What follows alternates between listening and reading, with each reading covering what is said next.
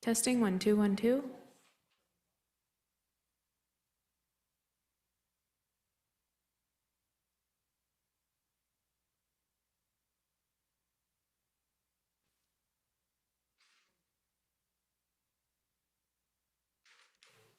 What'd you do, John? That was like a minute. That was so long.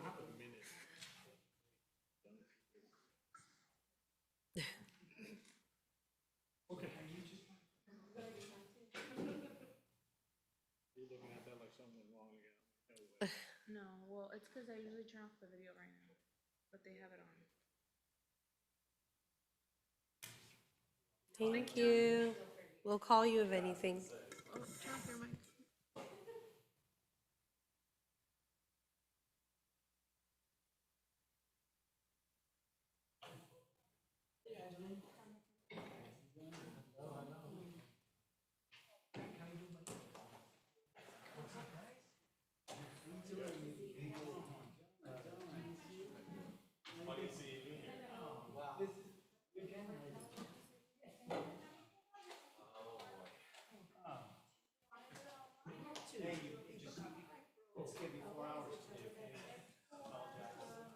On my end, no.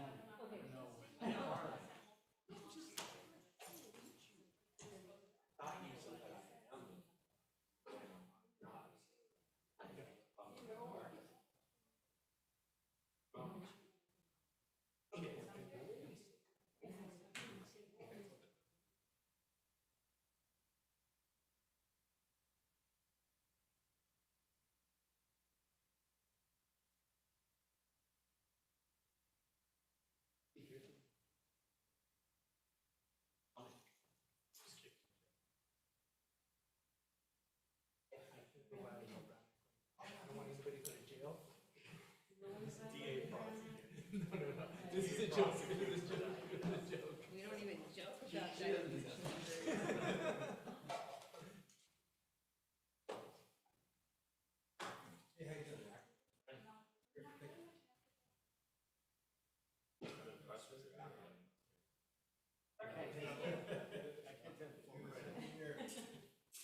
You just get partial credit for it. Yeah, I get it, yeah. For content and then the line that's done.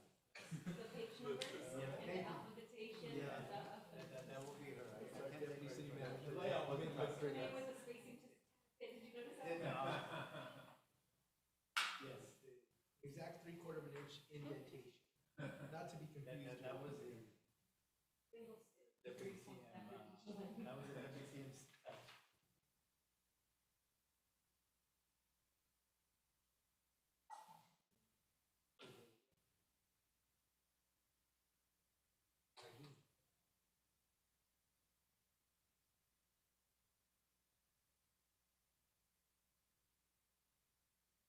Did Manuel or Ergin put in a public comment? Did they have to do that when they were?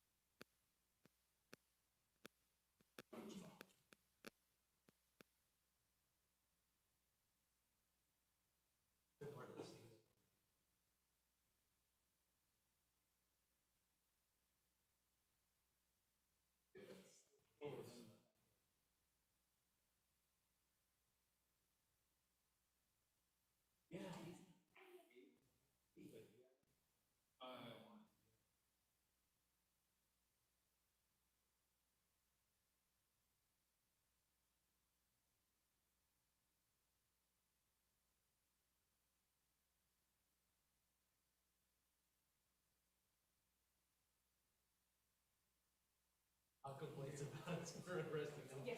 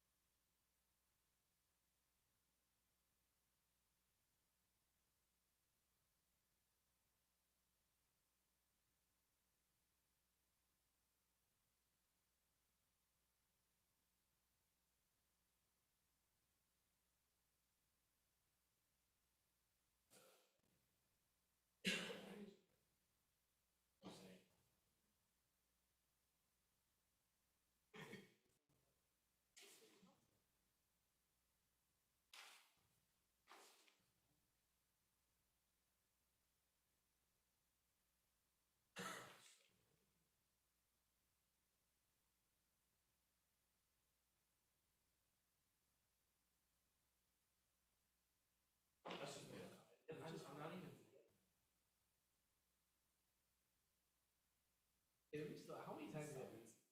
That's fine.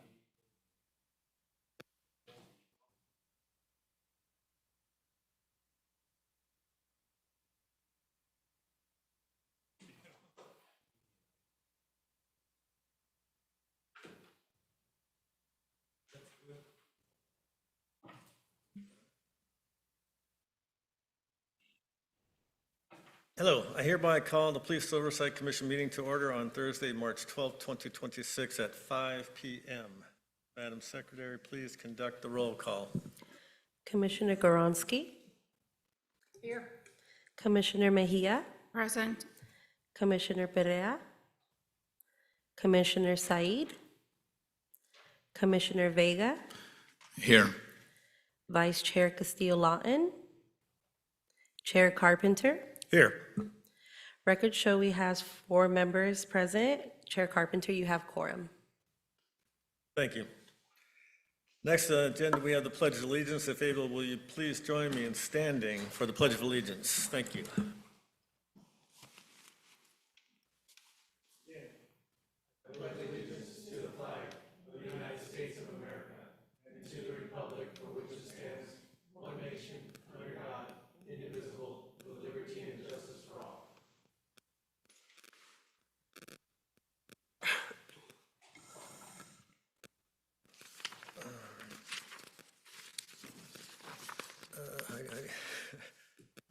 Madam Secretary, please let the record show Vice Chair Castillo-Lawton has arrived and Commissioner Syed.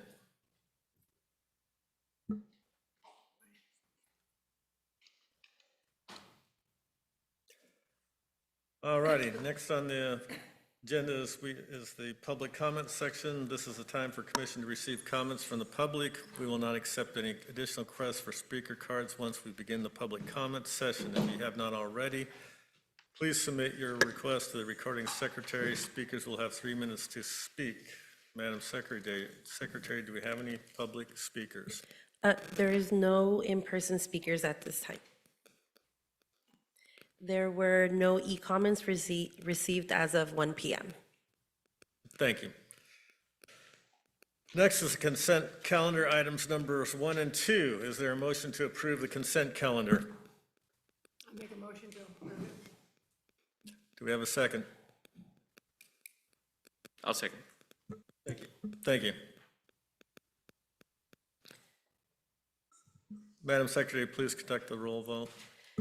A motion by Commissioner Goronsky, seconded by Vice Chair Castillo-Lawton, to approve numbers 1 and 2 of the consent calendar. Commissioner Goronsky. Yes. Commissioner Mejia. Yes. Commissioner Perea. Commissioner Said. Yes, thank you. Commissioner Vega. Yes.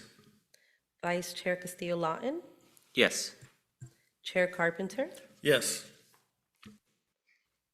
The vote is 6 ayes and 0 nays. Motion carries with Commissioner Perea absent.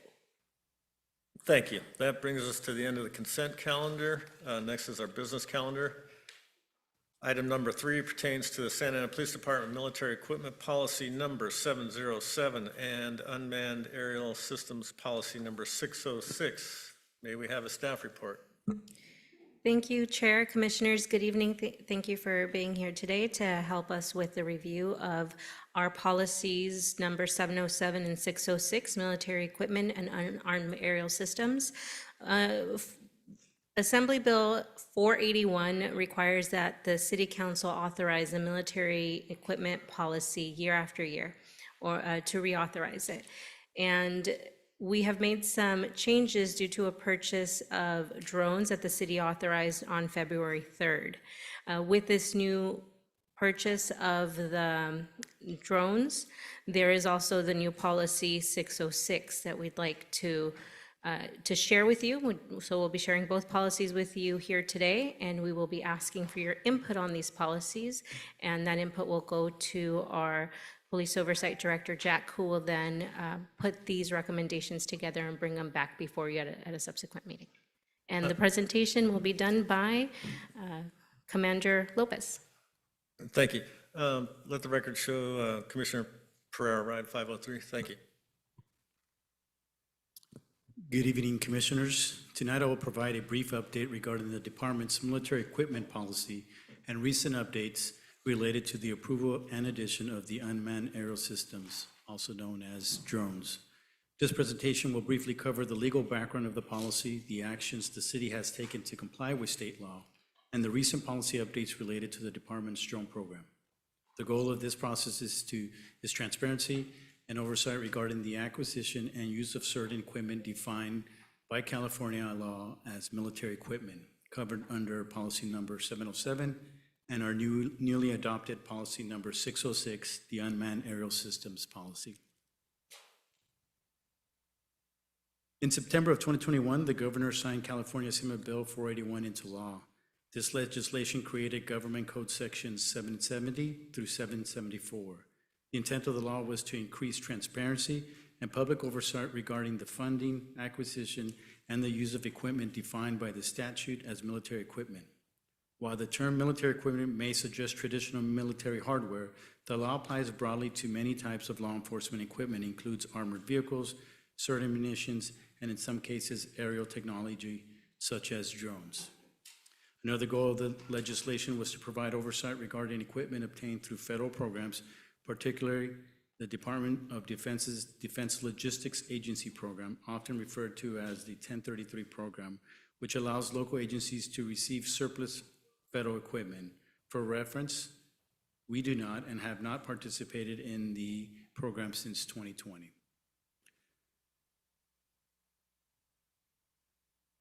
Government Code Section 771 establishes several requirements for law enforcement agencies. Before a law enforcement agency can request, acquire, fund, or deploy equipment classified under this statute, the agency must obtain approval from its governing body. This approval must occur through the adoption of a military equipment use policy by ordinance. The law also requires approval before collaborating with other law enforcement agencies in the use or deployment of such equipment. Additionally, the statute applies not only to newly acquired equipment, but also to equipment that agencies had already possessed prior to the law taking into effect. The goal is to ensure that elected officials and Oversight Commission and the public have visibility into how these tools are obtained and used. The law also included a timeline for compliance. For any equipment acquired prior to January 1, 2022, agencies were required to begin the approval process with their governing body no later than May 1st, 2022, if they wish to continue using that equipment. In response to this requirement, the Santa Ana Police Department presented its military equipment policy to the City Council on May 3 of 2022. At that time, the City Council reviewed and approved the department's policy in order to ensure compliance with the new state law. Following that presentation, the City Council formally adopted Ordinance Number NS-3020 on May 17, 2022. This ordinance codified the department's military equipment policy and ensured that the city remained compliant with Assembly Bill 481. The ordinance also requires the department to return to the City Council annually for review and approval of the policy. This annual review ensures continued transparency and provides an opportunity for City Council and the public to evaluate the department's use of equipment. Most recently, on August 19, 2025, the City Council reviewed and reaffirmed Ordinance NS-3020. More recently, on February 3, 2026, the City Council approved the use of unmanned aerial systems by the Santa Ana Police Department. Following that approval, the department updated its military equipment policy. On February 25, 2026, policy number 707 was amended to incorporate the newly approved drone systems. At that same time, the department adopted a separate operational policy, policy number 606, specifically governs the use, deployment, and oversight of the aerial systems. Together, these policies ensure that both operational guidance and legal compliance. The primary update and only update to the policy 707 involves the inclusion of the department's newly approved unmanned aerial systems. Specifically, pages 5 at the very bottom and page 6 of the policy were updated To reflect the addition of these systems, as required under Assembly Bill 481, the policy provides detailed information regarding the equipment, including description of the equipment, the cost, the quantity being acquired, and the operational capabilities. This information is provided to ensure transparency regarding how the equipment will be used and what are the capabilities. So the approved drones, the department has been approved to acquire a total of 5 drone systems. This includes 3 Skydio X10 drones that will operate as part of the Drones as a First Responder program. Each drone will be housed in an automated docking station placed strategically throughout the city to maximize response coverage. Because the city owns several buildings in strategic locations, the current plan is to place these docking stations on the rooftops of fire stations. This allows for citywide coverage while utilizing existing city infrastructure. The remote pilots who operate these drones will be located at the Police Administrative Building in a workplace adjacent to our communication center. This proximity allows for close coordination with dispatch personnel, active calls for service. So, the Skydio X10, the drone first responder, is primarily a platform that will support the department's drone as a first responder model. This system has flight time of approximately 39 minutes and is equipped with a high-resolution camera, zoom capabilities, lighting, and video recording functionality. The aircraft can be deployed quickly from its docking station and provide real-time video to responding officers and supervisors. This allows officers to better understand what are they responding and before they even arrive on scene. Now, here's a video of what the Skydio X10 DFR drone looks like.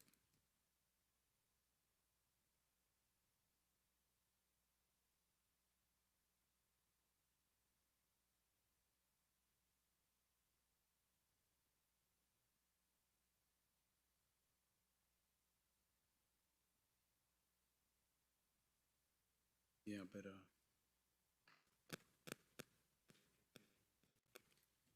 I'm not sure.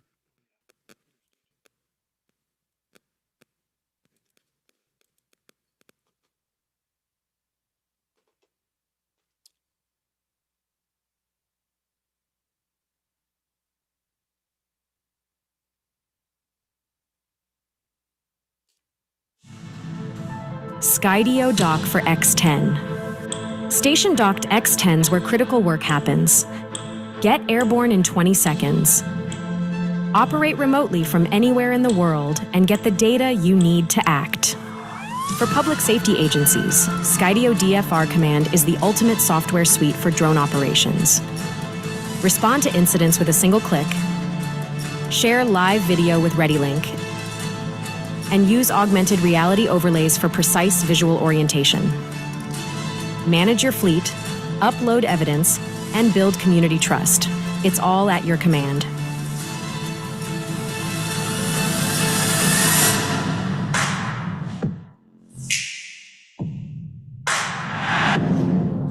To be able to pre-position drones on top of, let's say, police stations, and those drones being able to remotely deploy and operate beyond visual line of sight for drone operations is the game changer. We want drones and docks all over the city of Oklahoma that can respond to a call, can respond to an officer, and give them eyes in the sky before they even arrive on scene. Seeing what the dock for X10 can do up here, I think we're one step closer to making that a reality. You can say, hey, I'm done. You can hit return home with a little icon there. That's awesome. With Skydio, we've had an incredible opportunity for us to see the new docks in action and be able to work hand in hand with the engineers to understand why we do things certain ways so they can better understand our problems and how to solve them. The Skydio X10 dock is definitely the future for drones from our perspective. Skydio was able to deliver on that technology.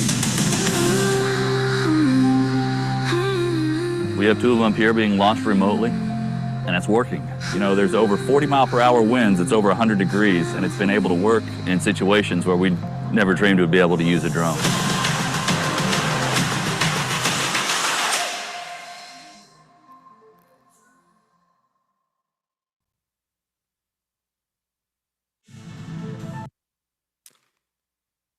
Skydio R10 drones. In addition to the first 3 first responder drones, the department will also deploy 2 Skydio R10 drones. These drones are significantly smaller and are designed for a close range operations. One of the drones will be assigned to patrol operations, while other will be reserved or used by the department's special weapons and tactics team. The R10 is approximately 12 inches by 12 in size and is capable of flying in confined spaces, both indoors and outdoors. This capability allows officers to remotely inspect environments before entering them, which can significantly improve officer safety and situational awareness during high-risk incidents. We need the indoor situational awareness to be able to save lives. If officers don't know what they're walking into, it puts them in a very precarious or critical position. If they could see, well, that changes everything. I want to be able to fire the drone up and go. Are telling narcotics incident 5347. Members of 18th Street Gate. I want onboard lights built in. I don't want to have to buy accessories. I don't want to have to MacGyver things together.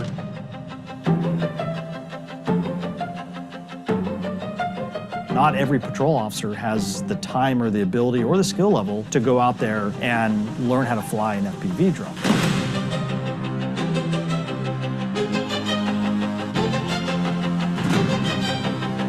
You could perch something like that on a countertop and start a negotiation through the drone. The ability to communicate back and forth with the suspect is a big deal. Down on the ground, hands out where I can see them. One bump on the wall and your lighting's gone, and then it might lose GPS, so you might not even be able to get it back. So durability is a big deal. Having clear signal is critical, because if I can soft search the house and then relay back to that team that's going to come in, then they know what to expect in real time and can focus on the scene.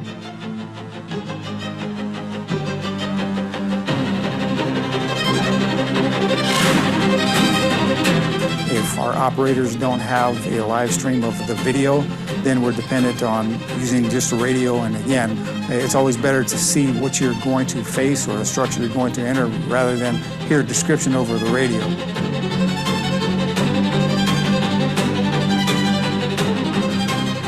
If we had remote operations in an indoor drone, we could have someone simply turn it on and then pass off control to remote pilots and support the tactical teams in real time. I envisioned being able to see all of my fleet drones in one platform. If you had one platform that flew a couple of different drones, that makes training and teaching so much easier. I don't like to necessarily just say that it's only for indoor use. The same drone that could be used for indoor can also be used for confined spaces. When I think of close proximity drones, I, of course, think of the form factor to be able to fit into a multitude of confined spaces. It should be capable enough for most scenarios because the primary goal is safety. Success for us is that everybody that deployed on the mission goes home safely. The equipment can be replaced, but people just can't be replaced. We're there to protect the community, so the safer we can do it and with more tools, the better.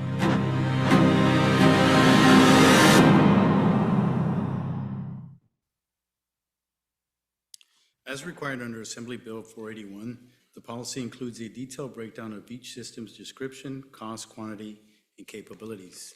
The Skydio X10 drones are priced at approximately $37,674 each, and the department has been approved to acquire 3 of them. These drones provide extended flight time, high-resolution cameras, zoom capability, and video recording functionality. The Skydio R10 drones cost approximately $8,826 each, and the department will acquire 2 of them. These systems are designed specifically for close quarters scouting and tactical environments. Equipped with day, night, and infrared cameras, they allow officers to observe areas in complete darkness and improve situational awareness before entering potentially hazardous environments. The purpose of the department's Unmanned Aircraft System program is to enhance our ability to serve the community while maintaining strong protections for constitutional rights and personal privacy. First, the program is designed with the understanding that technology must always be balanced with civil liberties. All drone operations are governed by departmental policy, federal aviation regulations and constitutional protections, particularly those related to privacy and search and seizure. Second, drones improve response times. A drone can often arrive at the scene of an incident within minutes and provide officers with real-time aerial perspective before they arrive. Third, the program allows us to reduce the need to rely on helicopter support through our contract with Orange County Sheriff's Department. Helicopters remain valuable resource, but they are expensive and limited in availability. Drones provide a cost-effective supplement for many types of calls. Fourth, drones provide responding officers with critical information prior to arrival. This situational awareness allows officers and supervisors to make better informed tactical decisions and help reduce unnecessary risks to both officers and members of the community. Finally, drones are valuable tools during search and rescue operations, natural disasters, hazardous incidents, and other emergencies where aerial visibility can significantly improve response coordination. And just to be clear, they're not an extension or to expand enforcement authority.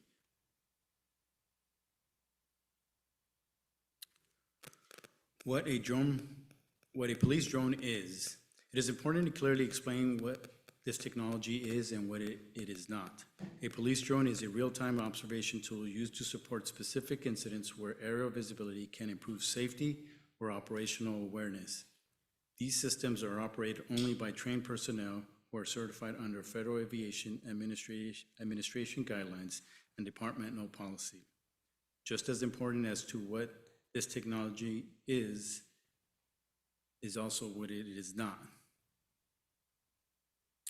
This program is not a mass surveillance program. The drones are not continuously flying or monitoring the community. They are not equipped with facial recognition technology, and they are not connected to biometric databases. They are not also used to continuously record the public. The aircraft are not equipped with any weapons or devices capable of employing any type of force. The intent of the program is targeted incident-based publicly safe support and not general surveillance.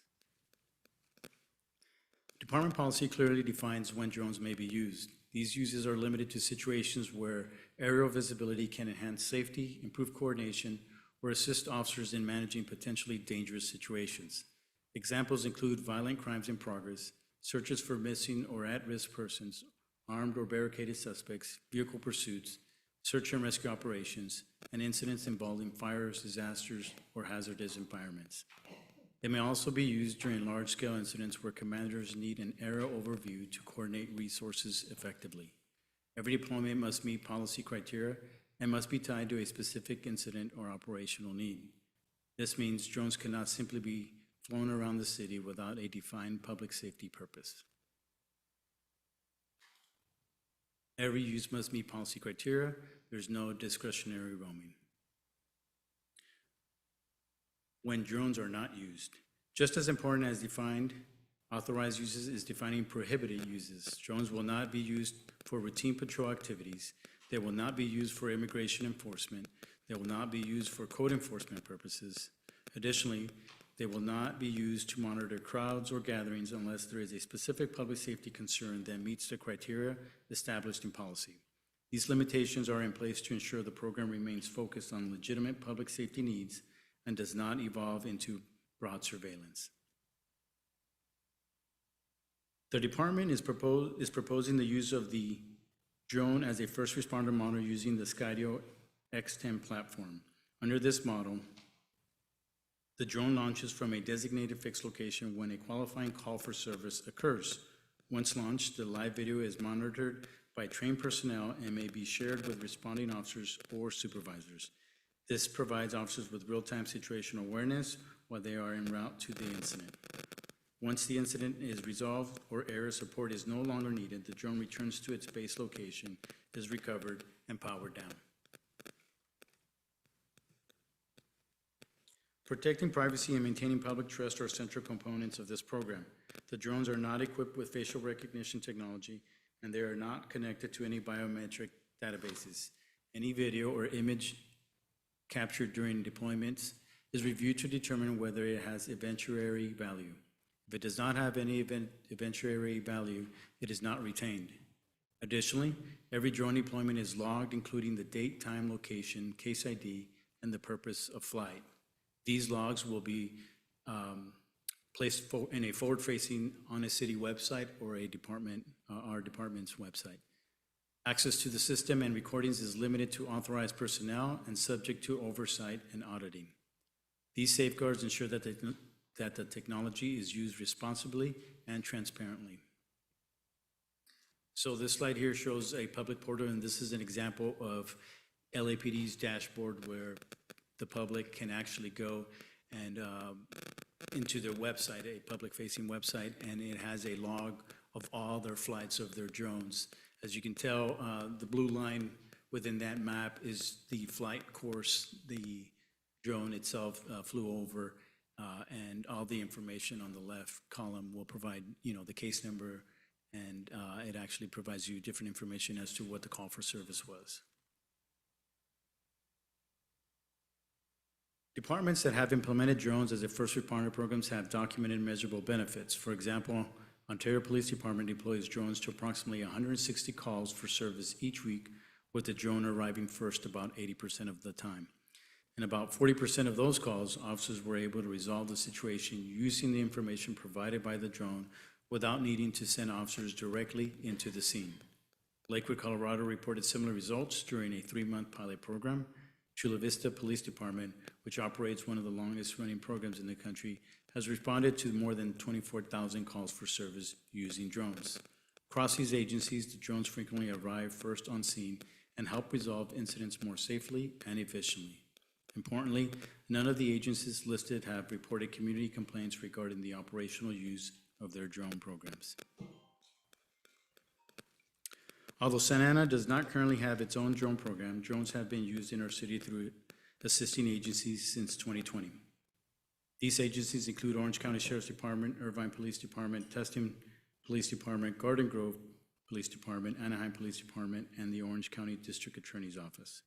Drones have supported several notable incidents, to include during civil unrest in 2020, drones were used in a limited capacity to assist with situational awareness.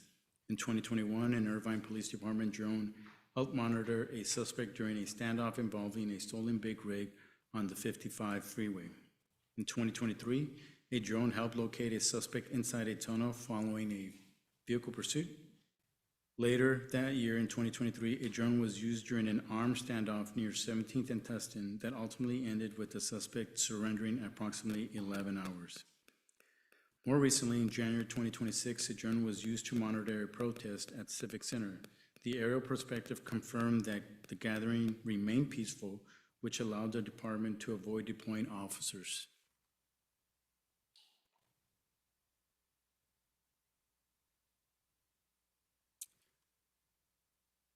Community engagement has been a key part of developing this program. Between August 2025 and January 2026, the department attended 8 community meetings where drones were discussed. These meetings included neighborhood association meetings, coffee with the mayor event, coffee with the cop event, and community advisory meetings. The goal of these discussions was to explain how the technology works, answer questions, and hear directly from residents about their concerns and expectations. Overall, residents expressed interest in the responsible and transparent use of drone technology. However, several concerns were raised. These concerns primarily focused on privacy, the possibility of mission creep, the capture and storage of data, transparency, and accountability. These are legitimate concerns and ones that we have addressed directly through the department's drone policy. The safeguards included in Policy 606 were specifically designed to address these issues and ensure the program remains narrowly focused on public safety.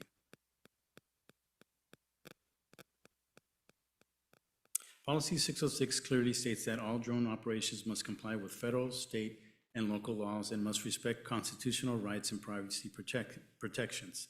Operators are prohibited from intentionally recording or transmitting images of areas where individuals have a reasonable expectation of privacy. Operators also take reasonable precautions to avoid inadvertently capturing images from such areas. These provisions reinforce the department's commitment to protecting individual privacy while using this technology. The policy also addresses the use of enhanced imaging technology. Vision enhancement tools may only be used in areas where there is no protected privacy interest or when the use is authorized through a warrant or court order. Additionally, when drones are operating during authorized incidents, pilots must direct cameras away from occupied structures when feasible or disable recording functions to reduce the risk of capturing images of uninvolved individuals. Mission creep. Another concern raised in the community was the possibility of mission creep. Policy 606 directly addresses this by prohibiting random surveillance activities.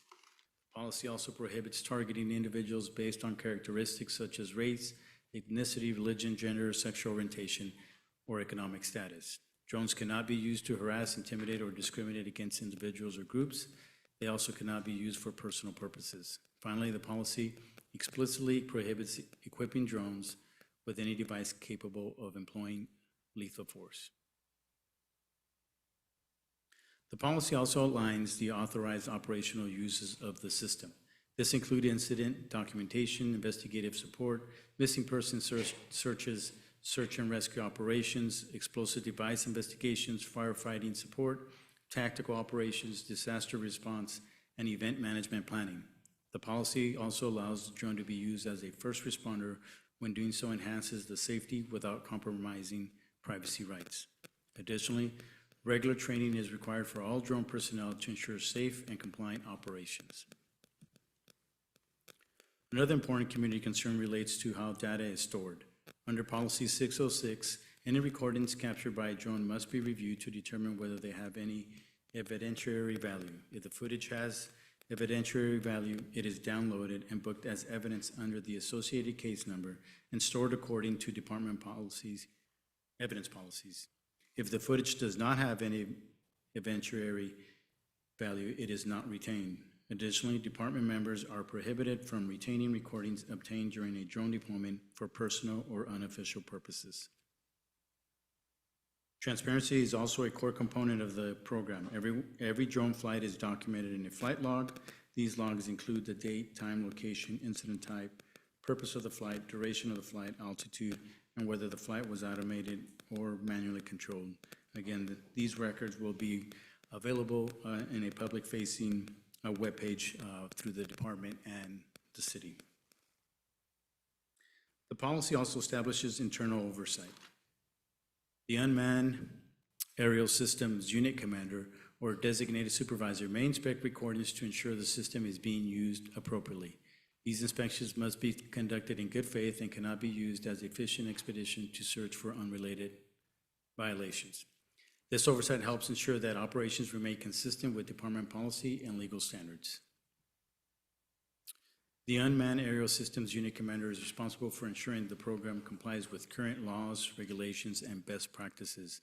This includes maintaining strict chain of custody procedures for any evidence collected by the system. Electronic safeguards such as encryption, authenticity certificates, and timestamp records help ensure the integrity of the data. Additionally, the program requires annual reporting to the Chief of Police to ensure continued oversight and accountability. Thank you for your time and attention. The goal of this program is to responsibly use technology to improve public safety while maintaining the privacy, transparency, and accountability of our community. I would be happy to answer any questions. Thank you. We'll do 2 rounds of 5 minutes each, I have one. and we'll start with question. Commissioner. Who teaches the officers to correctly use this equipment?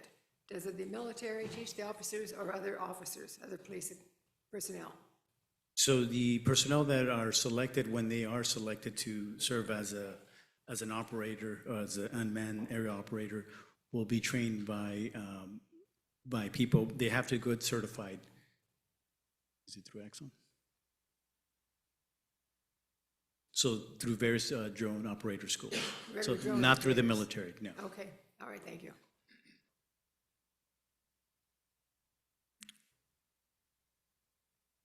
Commissioner Vega? Sure. Thank you for that presentation. I'm really happy that this came before the commission. I know that a lot of people were very excited about this drone program, but I think as equally, they were also concerned about some of the things that come with it, including privacy. So thank you for bringing that here. So just to clarify, drones are considered military equipment, and that's why it's under the military policy? It's been included into that? That's correct. So under the California law, there are certain items or certain equipment categorized under state law to be military equipment. Doesn't necessarily they're used by the military or provided or trained by the military. They're just categorized as military equipment. And so that also means that there's certain grants that could allow us to purchase more drones if we wanted to in the future. What is that process like if we wanted to acquire more drones? Well, first they would require for a chief or staff report to be submitted to the city council if we wanted to purchase more drones. Okay, and do we know what the maintenance cost is? I would imagine these drones are going to get damaged out there frequently because of weather, and if you guys are flying them through alleys or something like that, accidents happen.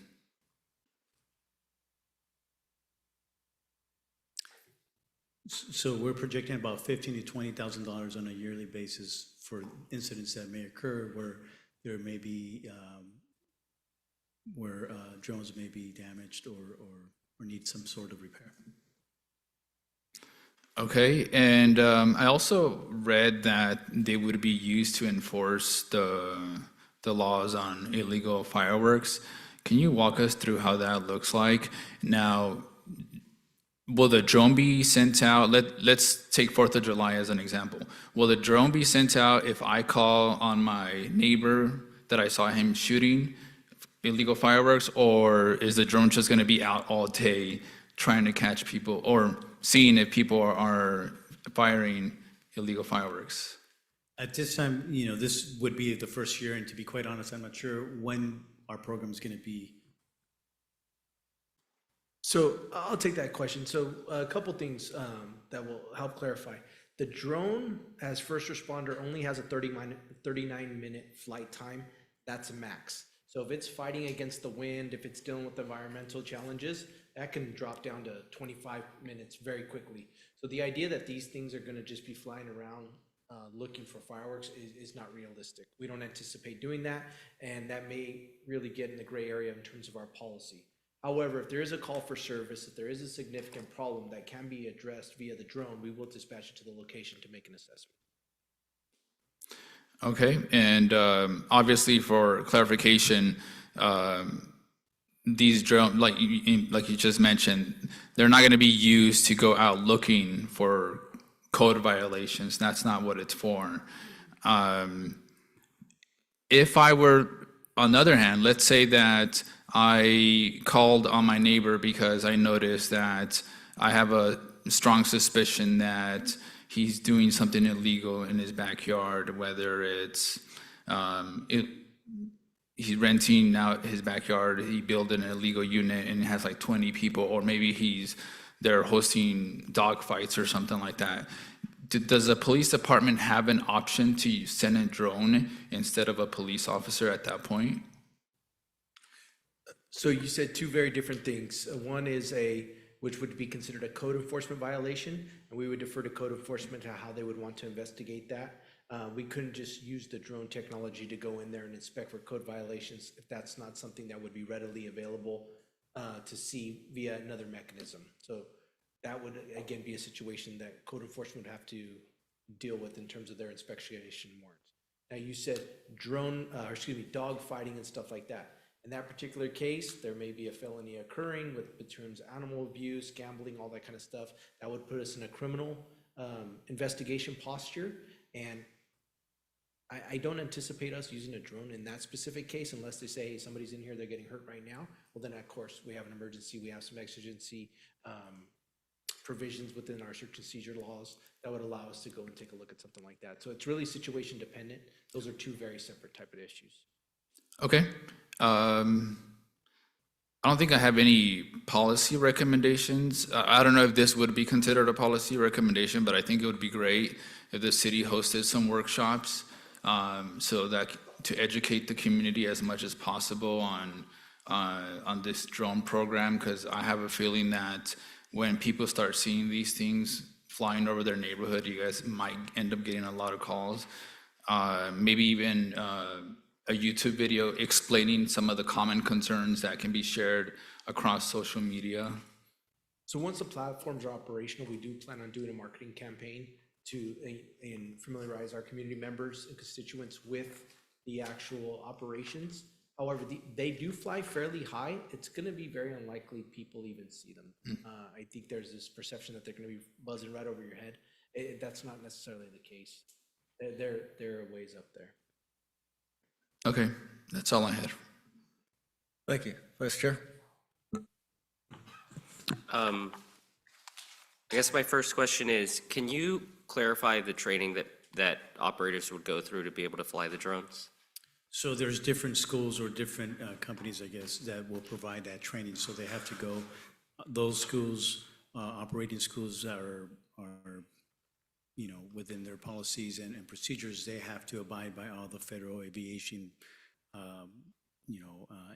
concerns and whatnot. So different programs would be offered to our operators to attend to, depending on where they're at.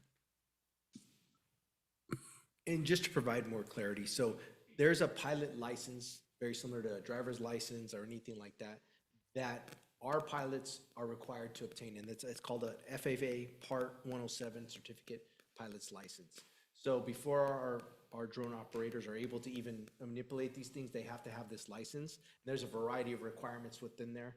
I remember one of the officers that worked for me went and actually got the license, and it was a lengthy process. We sent him to a school, and he had to do a variety of other things to ultimately get that license. So it's fairly robust. Do we know how many Santa Ana police officers are going to be licensed to fly the drones? Like, have we given any thought to that? We have given a tentative thought to it. I think the idea right now is it's like anything. As time has went on, it's gotten far cheaper to license people. I think initially it was a little cost prohibitive. So at this point, the plan is to have a very robust set of officers that are capable of flying these things, because we don't want to end up in a situation where we have the equipment available, but we don't have anybody available to fly or drive it, if you get the analogy. So we are exploring our staffing model as it relates to this, but the plan is to have several backup pilots available. Okay. The other comment that I had was about cost. They seem to be very expensive, the drones. I don't know how much a drone ordinarily costs, but I think one was like $40,000 or something like that, right? And the other one was 10. My concern is that, or I guess it's really a question, how do you protect against somebody destroying it? Like the drone, for example. So one of the videos that we saw was a hostage situation or something like that, where the drone was like perched on a table and telling the guy to turn around and put his hands up and whatever. How do you prevent a suspect from just like hitting it out of the sky if it's like in a room with him, or if they have a weapon, shooting it out of the sky or something like that? So very possible. I mean, if we fly the drone doing an interior search and we have an individual that goes and destroys the drone, at least we got some insight into this guy's mindset. It's going to be destructive, so it gives us some opportunities to de-escalate that. We can't prevent destruction in every scenario. However, just like when we send our robot into an environment to look around for us, the goal is for the robot, the drone, or any type of piece of equipment to encounter those hostilities so an officer doesn't. So in that case, although not ideal, I would say the drone did its job. And we would get it repaired and we would go from there. But we were also going to take precautions. If we can see the same thing at distance and not put the drone in a vulnerable situation, well, then ideally we're going to do that as well. The idea that we're just going to perch it in there and watch, I think that's you can do that. Whether we end up actually doing that or not, I think will be situational dependent. Do you have any data, or, I mean, I'm not asking you to provide us with data right now, but I'm just curious, like, how often do the situations arise where a drone would be helpful? Like, they would enter a home and, you would engage with somebody via a drone, for example? So I'll answer that question like this. When you don't have a drone, then you don't always go to that as a resource. But when you do have it as a drone, it's far more likely it's going to be used. and let me just try to take a stab at something here. Let's say you have surveillance cameras on your house, right? And your alarm goes off, you're gonna default to, oh yeah, send the police out there to check my house because I'm not there, my alarm just went off. However, if your alarm goes off at your home and you know you have surveillance cameras, first thing you're gonna do is check your cameras before you send the, another resource, that being the police. So I think it's very similar here, where there's occasions where unfortunately we just have to send an officer in there to check. Now, because we have this tool readily available to us, we might send a drone in advance of that officer to take a look around before we send an officer in there, if that makes sense. Yeah, that makes sense. I'm just trying to gauge, like, are we getting ourselves into a situation where we're spending a bunch of money on a drone and we're, it's gonna constantly, the drones will constantly be destroyed, so then it's kind of like a big money pit for the police department in the city. I don't foresee that. In talking with people that have drones at other departments, it's fairly rare that these things get damaged. I know the company did say if they get shot, they'll give us another one for free. And I don't know if that was just the guy just being very kind. I mean, it's very difficult to shoot a moving object. But I mean, again, if a drone gets shot, that's an officer that could have been in that same situation looking around a corner or something like that. So in that case, I'd also say the drone did its job. That is actually raises a good question. Is there any sort of like warranty or like protection policy that comes with the drones that we've investigated for situations like that, like what you just described? I'd have to look at the contract. I can't say I committed it to memory, but there typically is some type of service model contained in what we purchase. Okay. Okay, thank you. And then the last thing that I'll say is just that I get the idea behind the drones, and of course, like, it's better to have a drone be injured or shot or whatever, destroyed, than have an officer risk their life if possible. But I do have some concerns about privacy. I know you guys, Commander Lopez, you talked about some of the things that have built into the policy, but the hypothetical that my fellow commissioner raised about the backyard, I mean, I'm hoping that you might be able to expand on that. I'll give you a hypothetical. Let's say I or somebody has an issue with a neighbor, and they call the police department and they say that their neighbor's growing drugs in the backyard or something like that. I mean, is that something that a drone would be deployed to investigate? Because there are potentially Fourth Amendment issues with doing something like that. Correct. So we will abide by the Fourth Amendment. I mean, it applies to all of us, and just like any piece of technology, I don't want to say no as in never, because if the officers go get a search warrant or get the opportunity to do some type of investigative work, including a drone, and they include that in there and the court authorizes it, in that case, it would be totally appropriate. Now, if they do something just with any piece of technology, including a drone, that's in violation of the Fourth Amendment, obviously there's potential the evidence is going to get suppressed, and then it can go from there. So I would say every piece of equipment we have, we're responsible to the Fourth Amendment, and that includes a drone. Yeah, but I guess, like, you're right, the evidence would get suppressed. But my concern is, let's say it's some sort of a false, it's a fake call, and you send the drone out to investigate the drugs. Maybe you don't have a search warrant, and there's somebody naked in the backyard or something like that. I mean, nothing's going to come from it. They're not going to get arrested. They're not doing anything wrong. But that's pretty embarrassing for the homeowner who's in their backyard using their yard in the way that they see fit. Whatever, it's their home, right? And so, how do we protect against situations like that, for example? Can you speak to that? Yeah, so the policy outlines two very distinct things. One, that when the drone is responding to a call for service, that it's going to maintain somewhat of an upward angle on its camera, so it's not just monitoring and capturing data as it's traversing to the designated location. The other thing is it's not recording, and it has to be activated in terms of recording once it gets on the scene by the operator when he sees something that needs to be captured of evidentiary value. Given your scenario, the drug situation is a little unique, so we'll pivot to something else. Let's say it's a prowler. There's somebody trying to break into the back of a house. And lo and behold, the drone gets overhead and they capture somebody nude in the back of their house. If there's no evidentiary value, they appear to be part of the house, they're just sunbathing or what have you, then the footage would just simply be purged if it was in fact recorded, because in the policy it says video that isn't evidence is to be purged. So it'd be purged. And/or if it is evidence, then of course we'd proceed accordingly in terms of process. Yeah, I mean, I still think that's problematic because, like, I don't know, as a homeowner, am I gonna have to be worried every time I go into my backyard? Am I gonna have to be worried about a drone flying overhead because someone mistakes me doing something that I'm not actually doing? Like maybe they mistake me breaking into my own house and I'm outside and, maybe I'm, sunbathing or whatever. That's a concern that community members are gonna have to live with now with the drones. And so, I don't know, maybe we make the policy a little more robust to avoid situations like that. Maybe we limit it to more specific situations, because I know the policy does say things like, they're not gonna fly where there's, let's see if I can find the language. There's no protectable privacy interest or, things like that, but it doesn't really explain what that means. And so my concern is having officers make that judgment call, you know what I mean? Might not be the best optically with community members, I don't know, but something that we should maybe think about. That's all. Thank you.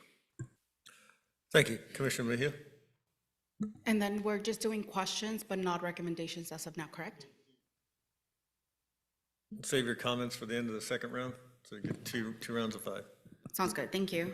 Okay, so I have a lot of questions, but I'll prioritize for sake of time. So I do agree with Commissioner Castillo-Lofton about the privacy concern, especially because even according to the Fourth Amendment, right, there's the exclusionary rule, so any illegal searches cannot be binding to the case. So if you didn't have a warrant and you found something, you actually, to my understanding, you can't use it. Correct. Right? So then you wouldn't be capturing or using that information, because when you responded, it sounded like you would. No, so the remedy for evidence that's seized in violation of the Fourth Amendment pursuant to the court is the exclusionary rule that Yeah, you exactly. cannot use that evidence. That's the remedy that exists, yes. Okay, but I do agree that I think in an effort to have strong policy, and I believe that your goal is to ensure privacy and safety for the community, and I hear it in the presentation, I just don't see it in the policy in terms of the mechanisms of how. I feel like the how is missing, how this is going to unfold and ensure is substantially missing. And so I'll give you I have a couple questions, and then I guess on the next one, I'll give some recommendations. So in the beginning, the policy opens with a wide range language of 606.1, and it has enhanced public safety and public service. What is the difference? What is the difference between public safety and public service?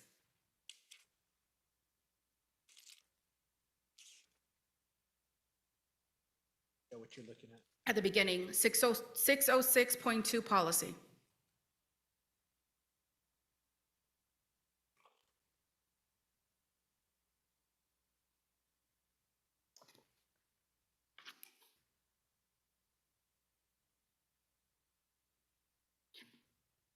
And maybe I can elaborate. Part of my concern is that it then lists specific authorized uses on 606.1. However, 606.6N reintroduces very broad catch-all type of language. And so I'm wondering if you can give us an example of a situation that would fall under section N that is not already covered by section A through M on the 606.6. 606.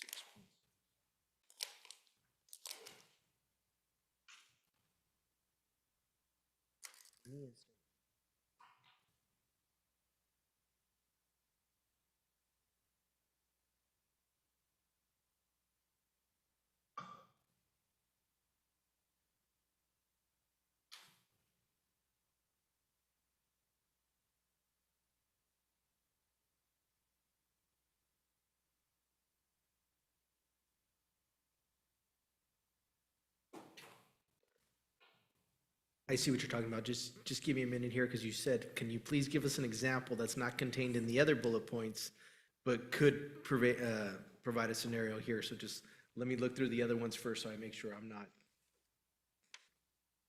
citing something that would happen elsewhere.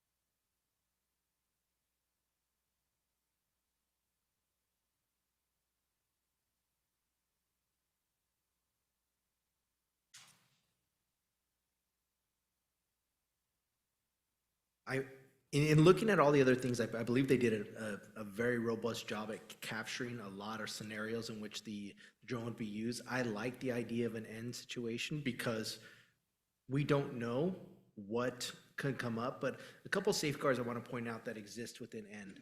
It says with authorization of an incident commander, a watch commander, or the UAS commander. So that means that some officer at the line level is not going to be able to say arbitrarily, hey, we want to use this. It's going to be from a member of the command staff that has to authorize this for something that maybe doesn't neatly fit into one of these other categories.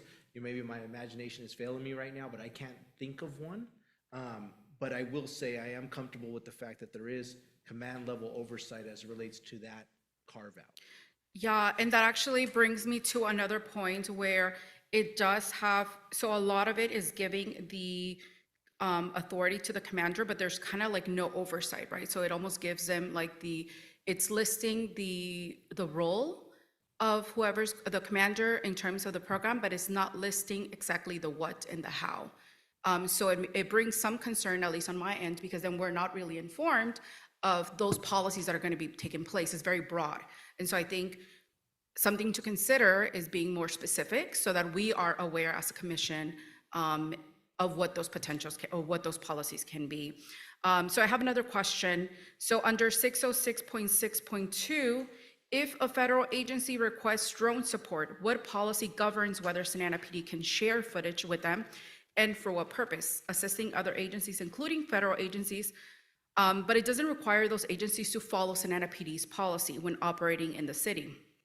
It does not prohibit sharing drone footage with federal immigration agencies like ICE or CBP. I know we have a sanctuary city policy, but I am concerned about this specific drone situation, potentially sharing information if it's not written in policy.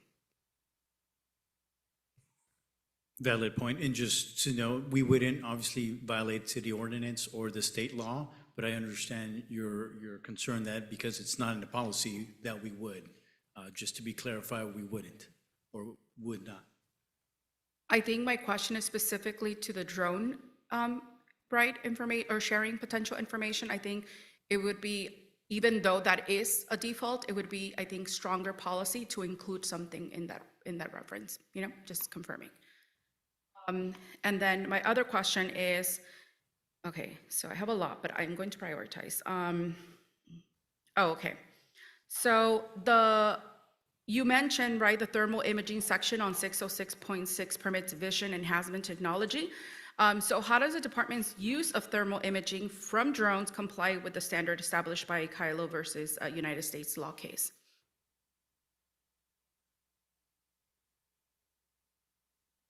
So the Supreme Court explicitly held that using thermal imaging on or near a home constitutes a search requiring a warrant, even from a public street or airspace.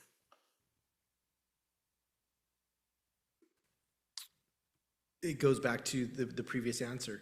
If the Supreme Court has ruled that we cannot use a piece of technology for a purpose of a search, then we won't do it. I think the policy should reflect that, right, to make it a strong policy, just to ensure. So then my other question is, can you maybe walk us through a typical DFR deployment? At what point does a flight end and what determines that endpoint? A simple DFR deployment could be that there's a person that's in an intersection and they are acting erratically at First and Main Street, and officers need to respond. Officers will start, we consider that a priority 1 emergency call, a pedestrian in and out of the roadway, because there's obviously a likelihood that they can be hit and hurt somebody and hurt themselves. So a DFR can respond to that, get overhead, and confirm in fact there is a pedestrian in the middle of the roadway, start to give them commands, relay that information back to the responding officers, or they can get overhead, which is unfortunately very common, and there's nobody there. And in that case, the officers can, the UAS can continue to search the area, but the officer can now slow down their response, drive more carefully to get to the scene, and the call could potentially even be cleared or canceled before the officers even get there. Thank you for sharing that. I think one of my other major concerns is that initially when we were introduced to the idea about drones a couple months ago, it was under the impression that it would be used for safety purposes, like reach somebody out in the Savannah Riverbed during flooding season, right? And so it seems like this has moved over to the proactive policing, cautioning a lot of the surveillance. And although I hear you when you say, we're not going to surveil, we're not going to be out there, this is not just going to be randomly surveilling folks, some of the catch-all language kind of allows for that opportunity to happen. And so I think that I'm wondering how you think how can the policy ensure privacy if some of the language is a little bit loose on that? Is that a question? Yeah. Well, I mean, from your perspective, you're the expert, how do you foresee the policy to be improved given that there is a lot of vague language? I think vague is subject to interpretation, and if you consider it vague, then obviously this is the opportunity to provide input that we can review and analyze and go from there. Okay, then I'll do the input on the next one. Thank you. Thank you. Commissioner Sid. Thank you for the presentation. I went through the regulation or the policy. 606.3 talks about privacy considerations.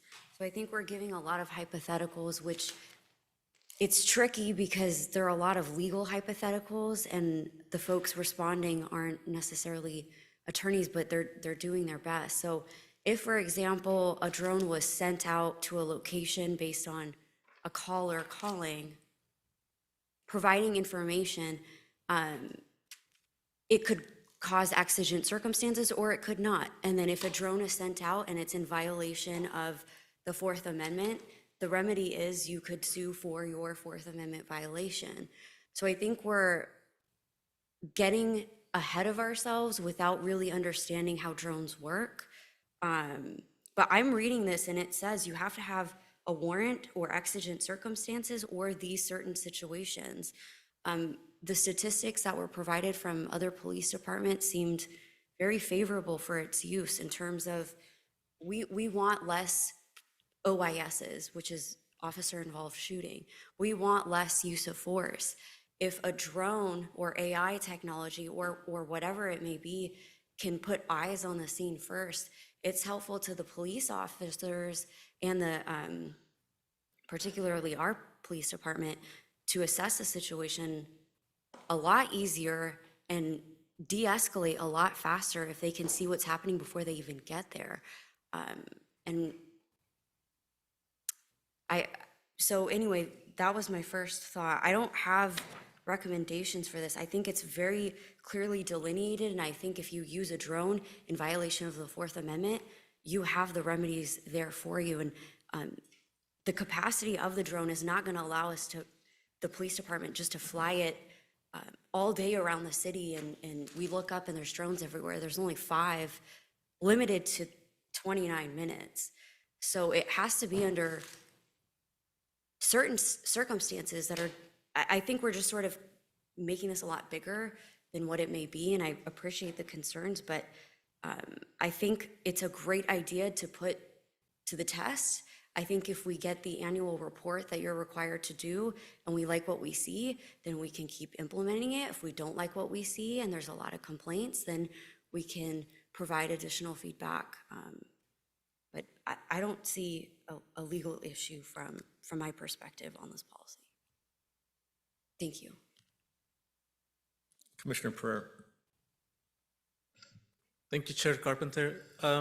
My first question, and thank you for the presentation, Commander Lopez. I appreciate the very thorough information that you have given us.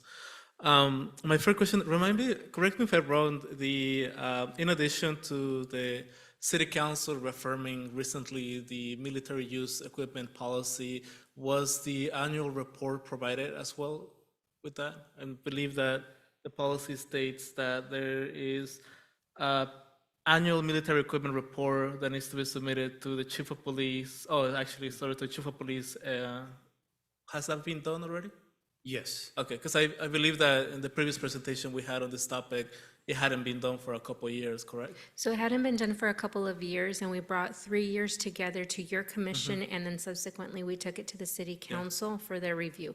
So we're completely caught up to date, which means the next one should be coming in sometime in May or June. And that'll come before this body before it goes to city council for that. Thank you. And the reason why I bring up this annual report that is given to the chief and not to us is that I think part of what will be helpful as well, and this is new because previous equipment didn't have to deal with video. Now we're dealing with a drone as a system that operates on video and some type of flight patterns. But I think for that report, recommendations later, right? So I have some recommendations on what should be included on the annual report in relation to the drone usage. The other question that I have is, so the video collected, the data collected through the drone is going to be downloaded and stored within the police department. Is that correct? That's correct. And the city has full rights of the video footage, right? That's correct. Is there any way in which the company has access to those video recordings? I believe they have access in the sense that, it's on a server, but we own the rights, so they wouldn't technically have access without our permission. Correct, but it lives on their servers. Yes. Okay. Is there anything on the language on the contract with the company that we prohibit the sale of the data? I believe so, yes. Okay. See, I was under the impression first that the video was only downloaded and in-house in the police department, but now I'm learning that it's going to live within a server. So that raises more serious concerns for me, specifically when it relates to DHS and ICE. The company does have several contracts with DHS and ICE, and there has been a trend of companies selling the data, video footage that technically the cities have the right to DHS. So I think that's something we should definitely be very cautious of and vigilant. I'm actually more alarmed that it lives on a server rather than an in-house system within the police department. So I'll have some recommendations regarding that. But I do have a couple comments. It's not a secret. I'm not a fan of the drones. I was opposed to the drones when the item came to the Santa Ana City Council. My main concern, and now seeing the expanded use of it, my main concern was that it was not going to be very limited usage. I know that there is language here that is limited for specific situations, but I'm looking at the situations in which the drone is being planned or considered to be used and under the authorized uses on the slide presentation on page 14. It's a very expansive list. It's a very expansive list. So it's not limited usage, it's expanded. We're talking about incident documentation diagram, field operation support, very broad terms, investigative support, very broad, searches for missing persons, search and rescue. So it's very broad usage. It is not limited. So that was my main concern from the beginning. The other comment that I have is that I look at surveillance as an addicting thing for both local governments and private corporations. And I know that right here in the report we have that residents raise concerns about mission creep. And in Spanish we have a saying, le das la mano y se toman el pie, which is an equivalent of mission creep. Like you give your hand, but then the person takes the foot, meaning that there's an overreach. And to me, surveillance has, the concerns that I have with that is that there is always going to be those threats of overreach of what that means, whether it's the Fourth Amendment, whether it's unconstitutional searches. So that I'm not a big fan, I'm being very transparent, not a big fan of programs that might lead to some type of surveillance. My other comment as well is the purchase of these drones comes at a very insensitive time. Many community groups and residents have documented instances in which prior to ICE and Border Patrol raids that we saw over the summer and the fall, those two agencies were using drones. Commissioner, your time's up. If we can hold that for the second 5 rounds, thank you. Appreciate it. Thank you, Commissioner. Commissioner Grunsky, any more? Yeah, comments or questions, whatever you like. We like it situated. back to the two gentlemen here on my right. First of all, how many drones are there? Do we have? A total of 5. 5, okay. How many will be out at once, at one time? Just one at a time, or all 5 at one time for a certain reason, or what? No, so first and foremost, 2 are smaller and they're going to be either assigned to the SWAT team. So that's going to be housed in a vehicle and only used when it's required or the SWAT team deploys it. The second smaller one is going to be in either the department or in a sergeant's vehicle, that if it needs to be used while, there's a call for service, then it would be used. So is it possible that more than one can be? It's possible. One could be being used in a residence for, a domestic violence call, while one of the DFR, the drone's first responders, could be responding to a car crash on So the other end of the There city. would be more than one in the air at a time, It's possible. possibly, okay. You mentioned about the illegal fireworks. That's the biggest concern, I think, of most of the residents in this town right now are the illegal fireworks. Last year was one of the worst years I've ever put up with. It did honestly sound like we were at a war. We were at war with something. You stated that, I think I heard that right, that if you're flying over, a drone is flying over and spots illegal fireworks going on, they wouldn't do anything about it unless they had a call from the police on the street to do something about it, or to catch where it is. Because, like I say, that's the biggest concern of the people in some of the meetings that I've been to, when they found out that, Santa Ana was going to have drones, yay. Now that maybe they'll do something on the 4th of July to lessen the mess that we put up with and everything. Last year we had, we had them into our backyard. This was not even 4th of July, it was just any time, around that same season. And the officer, I called the officer because I saw exactly who was doing it and where it was coming from. And I called, and the officer came out, 2 officers, very nicely. And my son happened to be over at the house at the same time. He took pictures of the guy doing it. Well, the officer said, I'm sorry, I have to see that myself. I said, here's the pictures, what are you talking about? Well, I can't go unless I see it myself. Now, to me, that's not a very good response to the residents. However, in his favor, he did wind up going over there and talking to them at that house, because he said with me. But people, the residents do not want to hear that. So when they heard that, I say the meetings I've been to, when they heard that we were going to be getting drones, that was the biggest thing. Yay, now they can do something maybe about these illegal fireworks. But will they? So if there are calls for service, and I'd venture to say from prior history, we receive hundreds, if not more than that, hundreds of calls for service related to fireworks. There is a possibility that one of the DFR drones could be sent there if it's if it's required or whatnot, but I'm not sure how that's going to look like. This is our first year that we would actually have a drone program, and how that's going to work with all the policy restrictions and the surveillance restrictions. That's something that we would have to, on a case-by-case determine if it would be used and Just if see it how would be bad it deployed. really is out there, where there's, maybe 5 houses in a row are all competing with one another. That's pretty bad. Right, So I would hope then you would do something about it eventually, yes. and decide finally that we do need a drone that goes out and hunts down illegal fireworks, right? Yes. Okay, thank you. Sorry, I skipped myself last time, so I'm gonna ask a few questions. About the operation in particular, you mentioned they're relatively high, but I would like to know what the altitude is during flight, and what is the altitude if it's different during observation? I'm not familiar with the distance of the actual flight, but again, it just depends on the scenario. Every case is situation dependent. If we have a subject that is hiding behind a trash can, underneath a tree, behind a shed, it's fair to say that, it may be flown at a lower altitude, or it could be from a very high distance. If there's no trees, there's nothing that would actually hide. Well, for observation, could you give me a minimum height? 20 feet, 30 feet, 50 feet, 100 feet?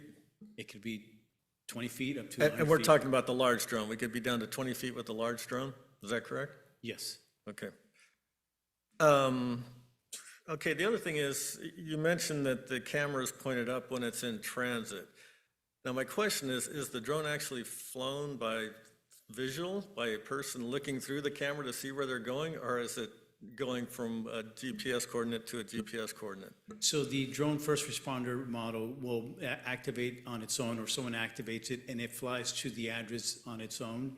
At some point, when the drone is actually above and it's required to have footage to be captured, then someone, a pilot, is going to actually take over that and hit the record button and just fly the. But the camera is operating continuously in flight, correct? The difference being when it gets to its point of endpoint that the camera is actually manually turned on, is that correct?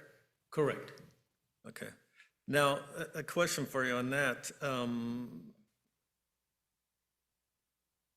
If there is a crime that's witnessed, why is that valid when, to our example here, you take a picture or take a video of something, it's not valid? What makes the drone footage valid versus my taking a camera and filming somebody? Again, I'm not sure. We never had the drone program in our city. I know other cities in the past, use those drones to capture or to prosecute, I believe, or at least cite those incidents. So I'm not sure how that would, look like at our agency. We have hundreds of calls for fireworks, and it's pretty much the entire city is. Yeah, let's say it's not a firework instance. I get that. I mean, that's a different animal. But why is it that drone footage, and I'm assuming, and maybe I'm incorrect, would the drone operator be the one that testifies in a case if it does go to court? Let's say it's an assault case, and your drone captures it live. He's obviously viewing this. So is he the one that's called to testify, or is it just, oh, we got this video and that's good enough? That's possibly, that's on the prosecution side. If they want the officer who actually recorded it and visually saw it happen, they can possibly be called in to testify, or if they're happy with just the surveillance footage, the evidence, no different than a body-worn camera or any surveillance footage that we acquire during an investigation, that may be just as good. But, again, I appreciate all that. Why is it, though, that a citizen taking a video that's typically not accepted as evidence? So it's all going to depend on the nature of the case. Any video taken by a resident or anybody can be considered as evidence. But when we get into the nature of the crime, I see Jonathan. Well, I just wanted to interject for a moment because I don't think that they're qualified to testify, or excuse me, I don't think they're qualified to speak here as to like the authenticity and how the foundation of certain evidence is laid and set forth in a trial. So I don't know that they're qualified to make and comment on that. Which brings into the validity of the whole thing, correct?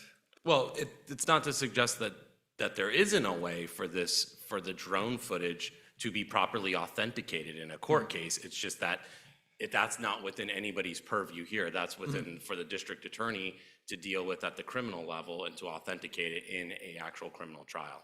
Okay. Let me see, I had a couple other.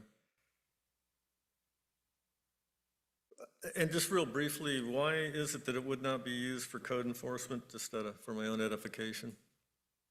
Again, because it's not being used. Why wouldn't that drone be used for code enforcement? For the simple reasons of, the policy violations or the Fourth Amendment violations you guys brought up, using the drone to be able to see something that the normal officer wouldn't be able to see would be essentially encroaching on that search and seizure issues that we've been discussing for the last 30 minutes. Okay. All righty. That's it for me. We'll go to Commissioner Vega. Thank you, Chair. I read that other cities were using drones to locate, monitor, or communicate with individuals in homeless encampments. Is that something that this policy would allow the COLT team to do?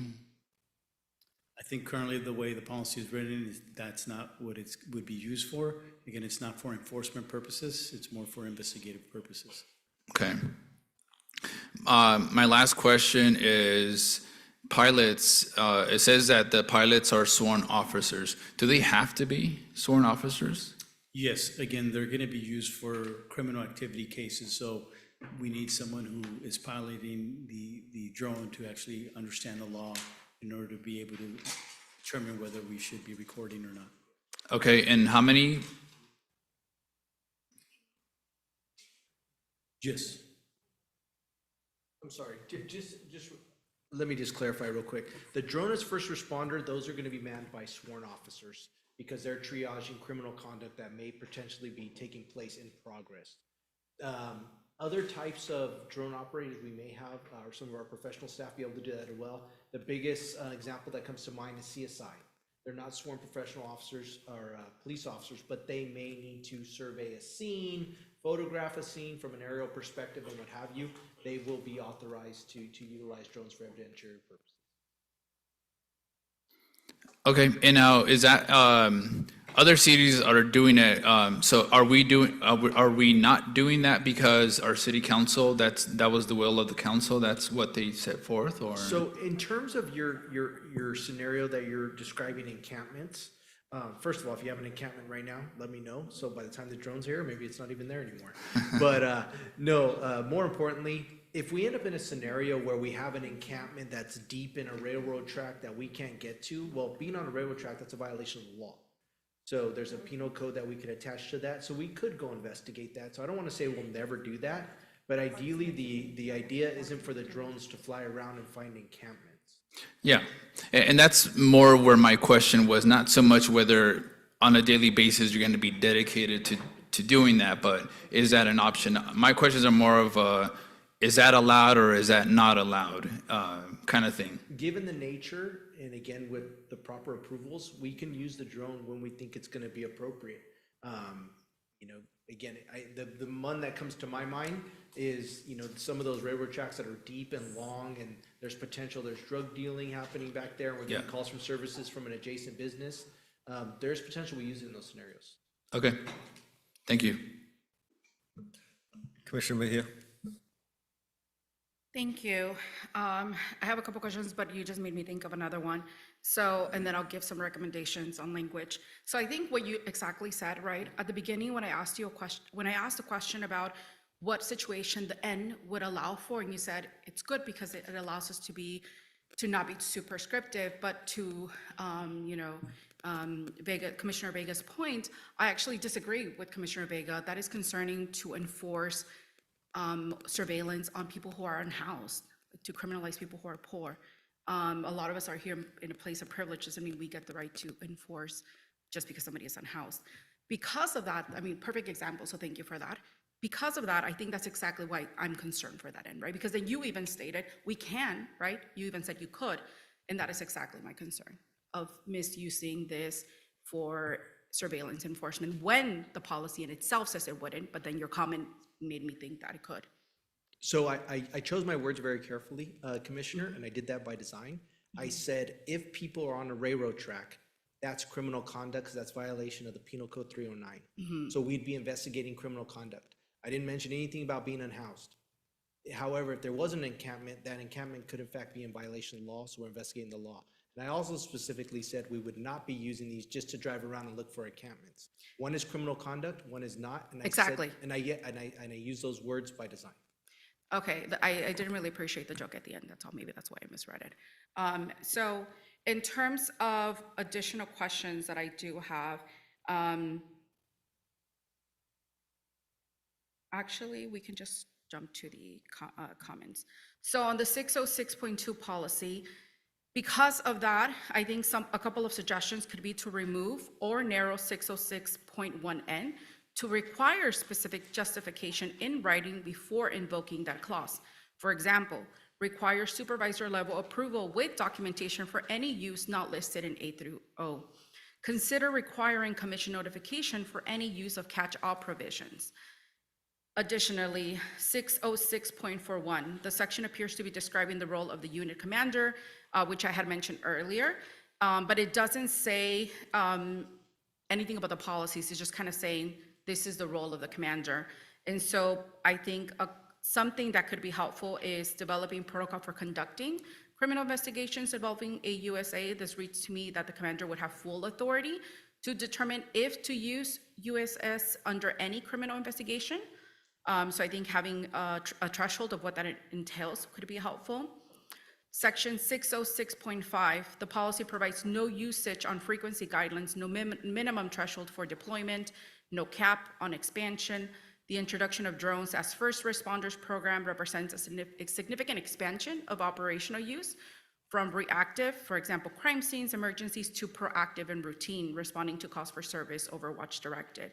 I also would recommend an annual usage report to the City Council and to the Commission.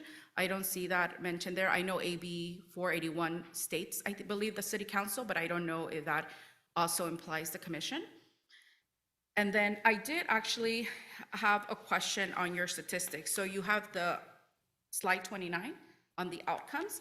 Here it has the 3 examples of how other cities have used the drones, and the statistics show that they were clear before there was a clearage, right? And there was no officer response needed. But that kind of signals to me that that was probably a call that the officers wouldn't have responded to anyways, if it was a low level offense, or what does that mean? No, so going back to the scenario that Deputy Chief Andrade brought up, the person on First and Main Street, in the middle of traffic. So we're gonna send our officers code 3, with lights and siren. But if the drone can get there in 30 seconds and determine the person that supposedly is there is not there, or now seated in the the bench seat, the bus stop bench seat, then, one, we can either cancel the officers, or they can now go at slower speeds and get there safely without, jeopardizing anybody's safety. So in the event officers would have responded, but they're now using it as reducing the need for things that they don't need to. Not necessarily. So officers are still going to get dispatched to the call for service. But again, on a Friday night, on a district, it could be 15, 20-minute response, with traffic lights and traffic. So, but if the drone, depending on the situation, what the call for service is, and the drone can get there in 30 seconds, a minute, 2 minutes, and now we've determined that the subject is no longer there, whatever the call for service, then at that point, the officers would be canceled and not respond. That's what that was capturing. Got it. Thank you for clarifying. Because earlier, I know Commissioner Said mentioned that this could also reduce the use of force, and I'm wondering if there's any data regarding the reduction of use of force? No, not that I'm aware of. Yeah, and I want to be careful. I want to make sure that we're also being careful on how we phrase things, right? Because a reduction of use of force would mean, based on these numbers, there was not even a context, so there wouldn't even have been that situation. So it's not the same. So we don't want to confuse the community about what it is and what it isn't. And I also want to mention that the City Council cares a lot about potential lawsuits, right? So that has been a primary concern. And so violating people's Fourth Amendment leads to that. So if that's a concern, then I think it should be a concern throughout the entire time. That is all. Thank you. Thank you. Commissioner Sid? I think you skipped Vice Chair. You can go. My You can, apologies. you can go. I can go. I'll go after you. Okay. Thank. Okay. He'll go and then I'll go. Okay. Mine's not going to be. Thanks for reminding me that. You're welcome. Mine's not going to be very quick. Just to respond to the video comment that our chair brought up. So it was a great question. In my experience, if you have video evidence, whether it's cell phone, photos, surveillance footage, whatever it is, you can use that in court. So if it's BWC or if it's me recording something happening, it just has to be authenticated. And I think Mr. Martinez was kind of steering us away from that, so I don't want to get into authenticating and trial tactics, but anything can be used in trial as long as it's admissible under the rules of evidence. So a drone video could be used, or BWC could be used, or me recording on my cell phone can be used, as long as it follows the rules of evidence. Second, so I think if we can get situational awareness quickly, I think it can really benefit our residents. So if, for example, there's a robbery happening and the drone can spot the person that is robbing the victim, then officers can respond in a much more cohesive way to reduce their use of force, capture the suspect, and save the victim. I think we can give this a chance, and if we don't like what the report shows us in a year, then by all means, we can suggest changes. The other thought I had is if these other cities already have this implemented, we can look at their policies to see if, for example, they elaborate more where it's been suggested, or if it's verbatim what we have. So with that, that's my only suggestion, and thanks so much for your time. Thank you. Commissioner Pereira. Thank you, Chair Carpenter. So I'll be wrapping up my comment that I mentioned earlier and then give my recommendations. So first, again, I mentioned this is a very insensitive time to make these purchases. As I mentioned, there's been documentation of DHS, Border Patrol having used drones to scout day labor corners, Home Depots, car washes areas before raids were conducted in Anaheim and Santa Ana. And so this is not a very sensitive thing to do right now. But given that we're where we are, we have to work with what we have.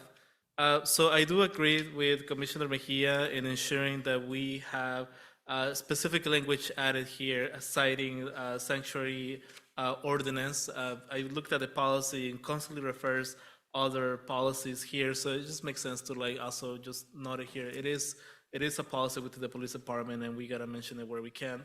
I do wanna also add some language, not that if it happens, department, the city can't do anything really about it, but if it were to happen, at least so we have it in the policy. In the section 606.8 of the police department policy manual, which is the unmanned aerial system obtain data. So we have good number of provisions here regarding what to do with the data, what will happen with the data. I do want to outline here, Director Morse, some language that reflects that the city does not consent or prohibits the company on its contract for the sale of the data, the unauthorized use or sale of the data, including video. Again, if the company decides to do it, it's not that we can't do really anything other than probably sue them, but damage will be done by them. But I do want to make sure that it's reflected somehow here in this policy. My recommendation, honestly, in terms of the authorized UAS flight types, is that we actually limit it. Potentially, the idea that this was being sold to the city council was that it was going to be a first responder system. So I would like to consider actually narrow it down to very specific categories: searches for missing persons, search and rescue, explosive device investigation, firefighting investigation support, disaster mass casualty support, and then in general the drone being as a first responder. It is the first time we're gonna use it. It's too expensive for a first time pilot use. I will be supportive in limiting it. But with that, those are all my comments. Thank you. Commissioner, I just want to jump in really quick. I was speaking with the deputy chief, so it is confirmed that in the contract there is the prohibition for the dissemination of our data, that the data does belong to the city of Santa Ana. I want to make a comment, though, just briefly about putting that into the policy, and I just want, we could put in any words we want, but the important thing is that just because we put that in the policy would have no binding effect on the third party. So if to the extent anybody thinks that that may have some legal enforceability to the contractor, it really wouldn't. The contract would be the controlling document. Yeah, I totally agree on that end. It's like if it happens, it's gonna happen. I guess at the very least, it's just for us to say as a city, you know what, we consider it, and we included it. But I do agree if the third party decides to do it, the videos live on their server, and that's very unfortunate.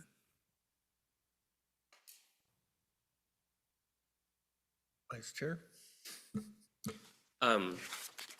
So I have a few questions. If we could turn to 606.3, the FAA regulations and privacy considerations, can you, and I know we don't have the program yet, but I assume you've thought about this, just hypothetically walk me through how a response like a drone response would play out in real life. suppose someone calls and there's a crime happening or something like that, it merits sending out a drone. Like, what would that process look like? What approvals would need to be obtained? What would the flight path look like? What would the altitude look like? Things like that. So I'll use one that basically mirrors a very public story that happened in the city of Brea. They had a smash and grab robbery there. Their drone was dispatched overhead and got overhead very quickly, picked up the suspect vehicle, leaving the location, and they were able to encounter the suspects and take them into custody. Very similar here, say Main Place Mall has a smash and grab robbery going on. Our drone would immediately respond. Let's say they're armed, they're masked, they're breaking glass, they're stealing jewelry, you name it. So it's clear that multiple people are reporting a crime. It's a valid crime in progress. The drone would get overhead. The drone as first responder would be sitting there. Obviously, they can launch it. And once it's launching, it'll drive straight there. Once it gets on station of the incident, the pilot can take over and start manipulating and doing its search in a manual sense. If it does pick up suspect information, they can start broadcasting that via radio to the officers that are responding to the scene to direct them directly there. If they've already fled the scene, to some extent the drone could try and follow them, but it will hit the city limits and very quickly probably run out of range, and it'll return home on its own. So in that situation, it sounds like it's operating kind of like a helicopter overhead. Very similar, yes. Okay. Now, what if it were a situation where somebody says there's a grow operation, my neighbor's like growing a bunch of weed or whatever the drug is. They have a fentanyl lab or something like that. And you decide, let's look at it with the drone. Could that happen? And what would that process look like? So again, we said two different things. One, we said a grow, and then we said a fentanyl lab. Fentanyl lab is potentially hazardous that we'd have to treat a certain way. A grow may not necessarily be hazardous, but either way, we'd analyze those through our legal parameters, and we'd proceed accordingly. But by very nature, we're not just going to send the drone overhead of that, if that helps. Okay. Yeah, I guess what I'm trying to figure out is like, what are the limits on the drone situation? Because initially when they were pitched to us, like Commissioner Pereira said, I envision this being kind of like a replacement to a helicopter situation where there's like a chase or something like that. But now we're talking about situations where potentially they're used to investigate crimes that are happening in maybe residential neighborhoods, maybe it's a grow operation, maybe it's a lab, whatever it is, but you're investigating places where people have very strong privacy interests, their backyards, their homes, and things like that. I don't necessarily think that this is as clear cut as some of the other commissioners have suggested. To me, this seems like a situation that is somewhere in between the Kylo situation, which that's the Supreme Court case that involved like the X-ray, the thermal infrared goggles where police officers were looking into people's houses, and the Riley case, which was a Supreme Court case that involved a helicopter hovering over somebody's backyard.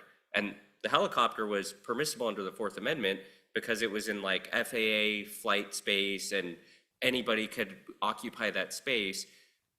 The drone, though, is different than a helicopter because it can fly low, it can look behind things, it can go, it can go much lower than a helicopter can. It can see things that a helicopter cannot see. And so my concern is that there are going to be infringements on people's privacy interests. And yes, they have, they can bring litigation and things like that to vindicate their rights, but I don't think that's the precedent that we want to set with police officers, where we allow police officers to violate people's privacy rights and then you just sue them in court. It's better to just avoid violating people's privacy rights in the first place. And so to that point, my question, I guess a follow-up question that I have is, did the Santa Ana Police Department or the city, did they conduct any investigation or research about litigation that might have arisen in other jurisdictions over the use of drones? In our conversations, we didn't have any conversations about litigation resulting from drones per se.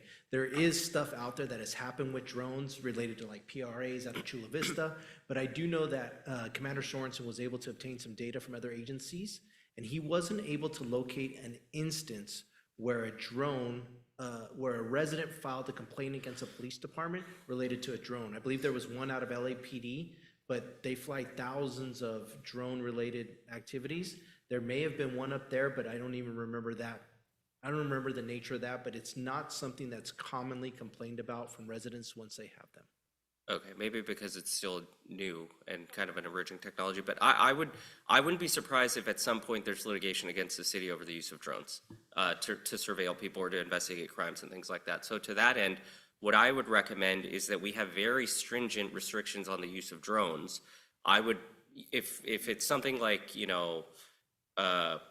it's functioning as a helicopter would, in the sense that it's like following a suspect that's getting away in a car or something like that, that would make sense. Or if it is, there's a hostage situation, it's like infiltrating like a robot would, that would make sense. But ordinary investigatory work, investigating crimes and things like that, I think should have very heightened restrictions and should maybe require a warrant. I don't know, that's just a suggestion. I would be very, very cautious about using drones to investigate ordinary crimes. Commissioner, just to hold, in an effort to ease your concerns, you've brought up a grow a couple different times in that privacy concern. There are instances where growing marijuana is legal. So again, in that situation, we wouldn't necessarily be investigating a crime, therefore we wouldn't be utilizing the drone. So every situation is unique depending on what a third party would be telling us in terms of information. That would dictate our tactics. So I know we do a lot of hypotheticals here, and I'm happy to entertain those, because I think that's how we learn. But there isn't a specific hypothetical that is hypothetical for everything. But by its very nature, a grow in and of itself quite possibly could be legal conduct, and therefore we wouldn't be involving a drone. Yes, but the grow operation is just an example. I mean, there are many other examples that could be illegal that would potentially justify using a drone, or maybe it would be a good idea to use a drone. I don't know, we get access to drones, we see the value, and then it's easy, the mission creep thing, where we start saying, oh, well, what if we use a drone this way, or what if we use a drone that way? And then before you know it, I mean, we're living in a surveillance state. I don't know, I mean, that's just my perspective.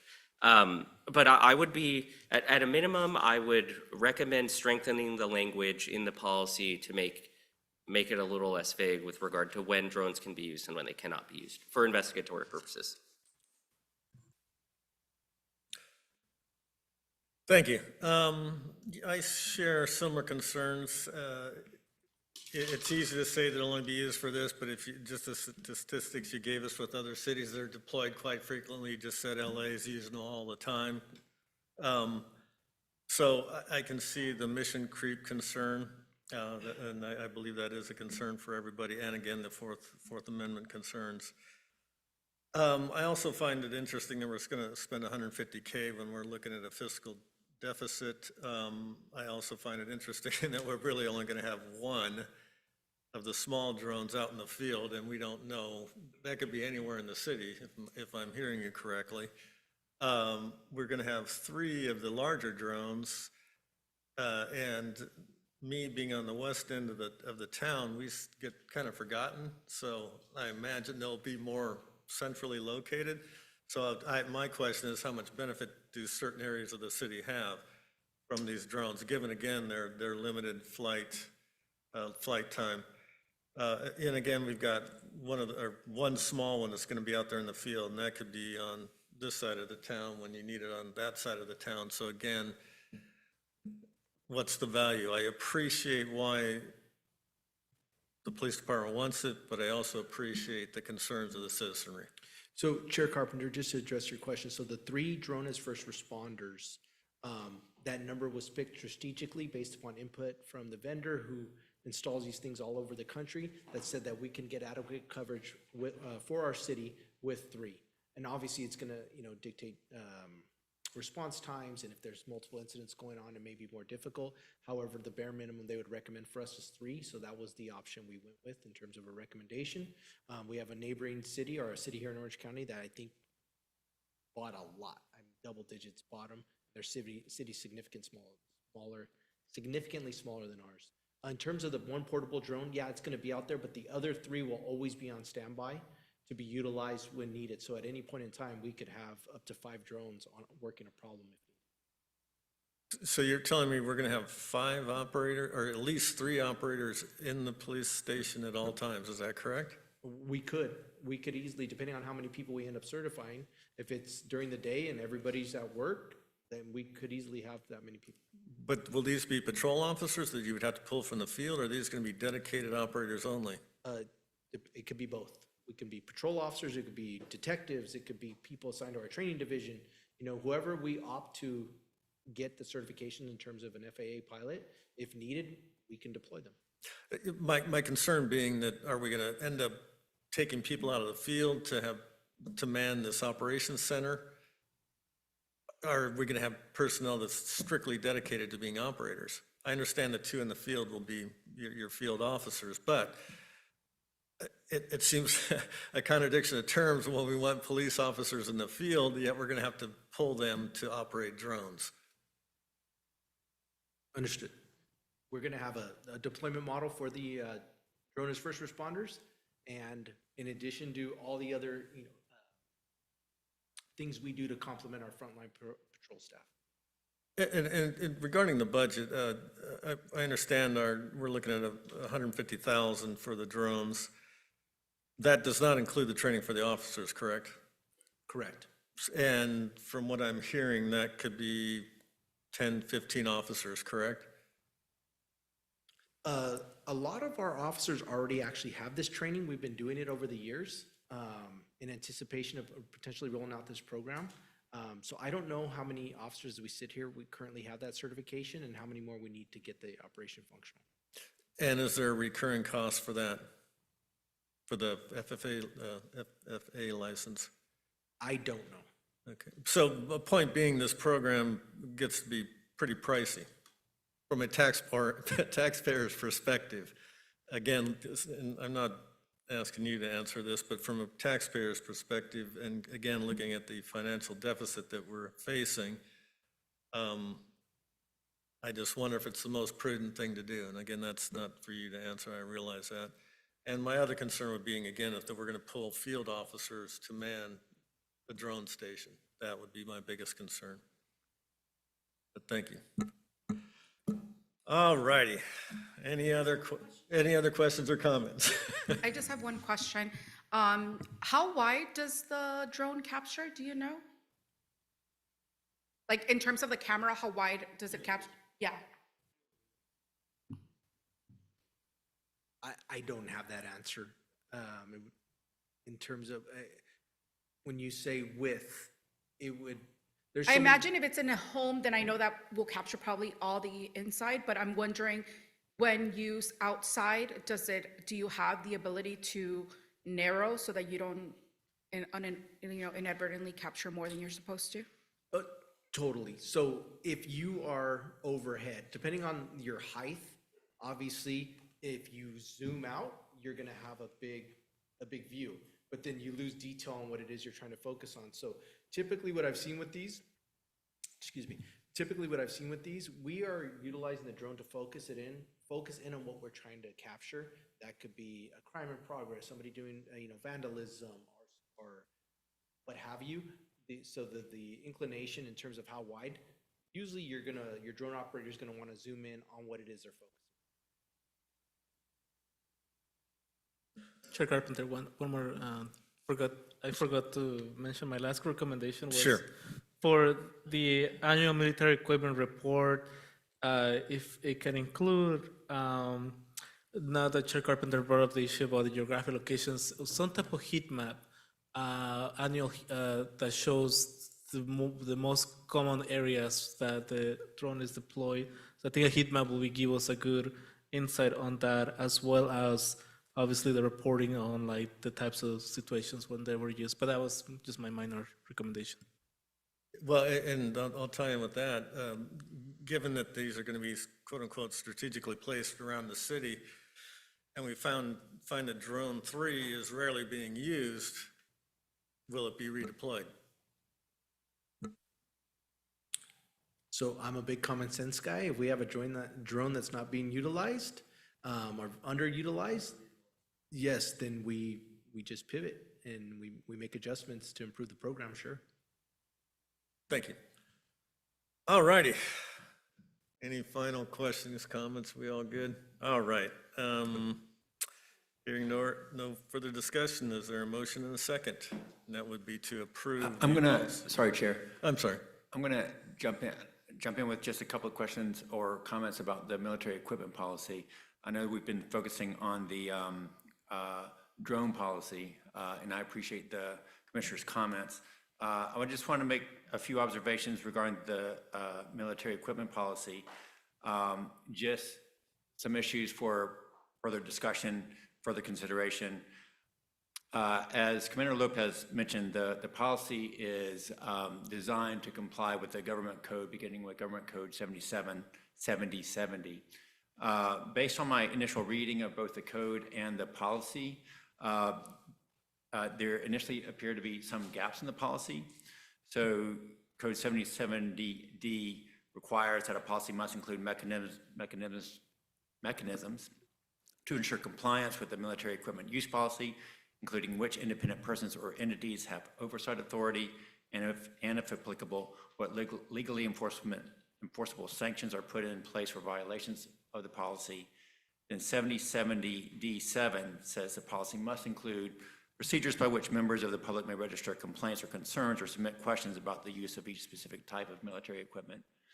My assumption is that members of the community may file a complaint about any use of military equipment policy, just like they may file a complaint about any other law enforcement action or law enforcement officer, but that's not articulated in the policy, and as I read the government code, it should be.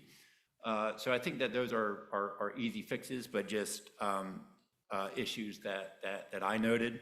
And then also in complying with the government code, the policy does note that the use of military equipment is necessary because there is no reasonable alternative. The policy is required to make that determination to justify the use of the military equipment. It's not clear to me if there's been any sort of analysis or study done to actually support that assertion. So I would be curious in finding out more about what the department has done to make that determination. Thank you. Okay, get a first and a second. The Santa Ana Police Department Military Equipment Policy 707 and Unmanned Aerial System Policy 606. But what exactly are we That's a voting? good question. I don't think that there's any, that there's no action to be taken. It was a discussion, or was it a study? Can I make a motion to get further analysis? Is that something I'm able to do now, or do I have to set it later? You mean for? On this policy? To come back and to further discuss? Yeah. Sure.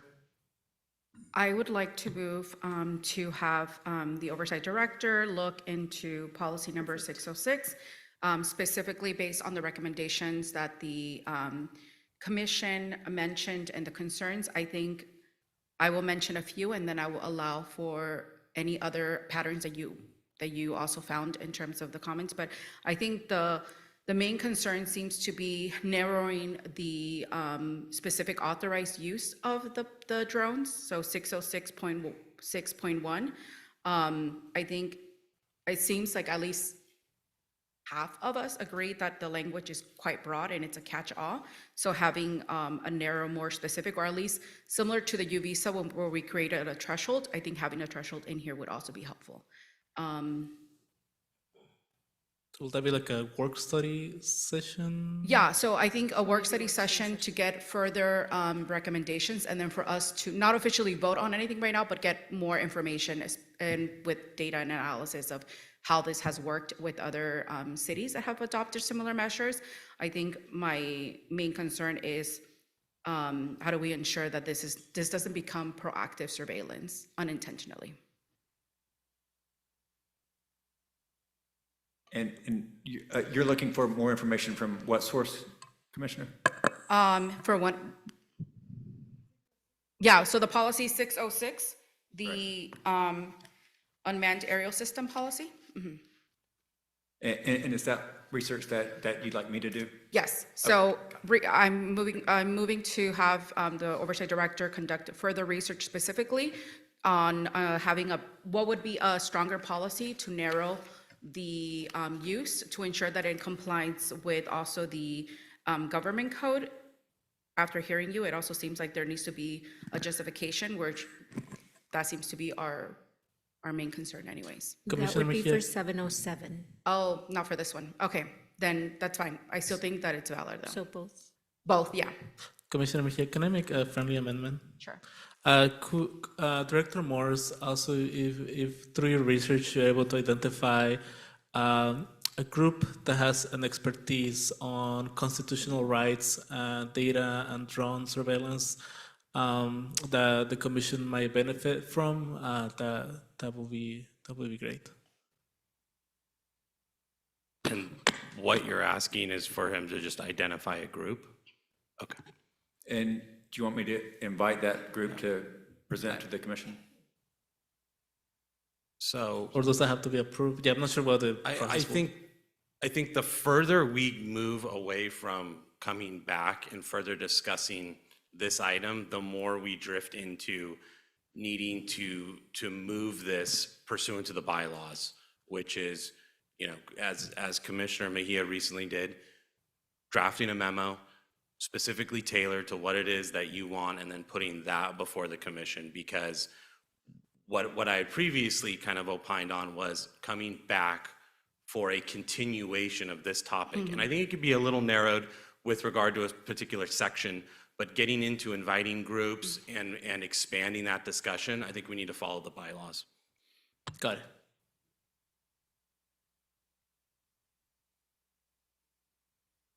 Okay, so are we putting in a memo then, or what do you want to No, make a motion? because right now we're just discussing the item and it's on the agenda. We don't need a memo. We can actually just vote on it. So the motion remains that I would like to have Oversight Director to look into the policy, both 606 and 707, to do an analysis, to have a better understanding based on research and current policies from other cities to ensure that our policy is reflective of that and that it doesn't overreach to proactive policing. All right.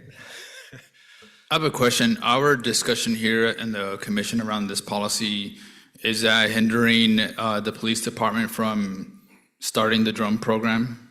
Because the council already approved it, right?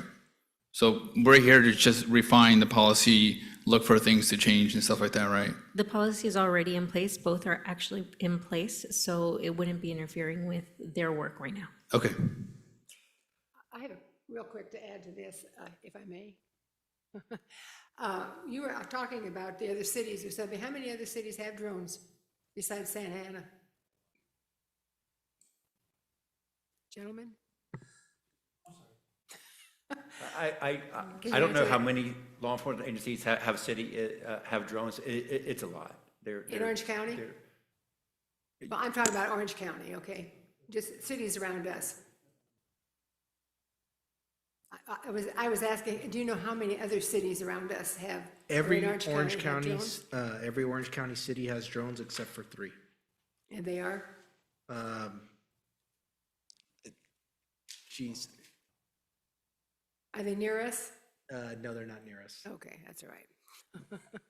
Here's another question. I think I know, but I'm not sure, and I don't want to misquote. You know, like we do with the police department, when asked for help from another city, you go and help. Okay, would that ever be concerned with drones? If a city that doesn't have them needs help, would another city go with their drones to help them? Yes. Okay. Can we get a second on the motion? First, well, you made your first. A second, please. I'll do the second. Thank you. Madam Secretary, call the roll. Motion by Commissioner Mejia, seconded by Commissioner Perea, for the Oversight Director to conduct additional research on policies 606 and 707 to bring back as a work study session. Commissioner Goronsky? Yes. Commissioner Mejia? Yes. Commissioner Perea? Yes. Commissioner Said? Yes, thank you. Commissioner Vega? Yes. Vice Chair Castillo-Lawton? Yes. Chair Carpenter? Yes. The vote is 7 ayes, no nays. Motion carries. Thank you. Now we move on to council member requested items. Next on the agenda is Commissioner requested item number 4, submitted by Commissioner Mejia, and I will defer to her to explain the item. So there are 2 items. So it's policy 311, which is a search and seizure. And based on my quick read on it, it seems to be, there could be room for improvement in tightening some of the language. It doesn't specify anything about case law, like Terry versus Ohio, and I think that there's an opportunity for straightening the policy, so I would like us to further look into that, similar to the U-Visa policy. I think the commission set a really good precedent in terms of how we should look into policies.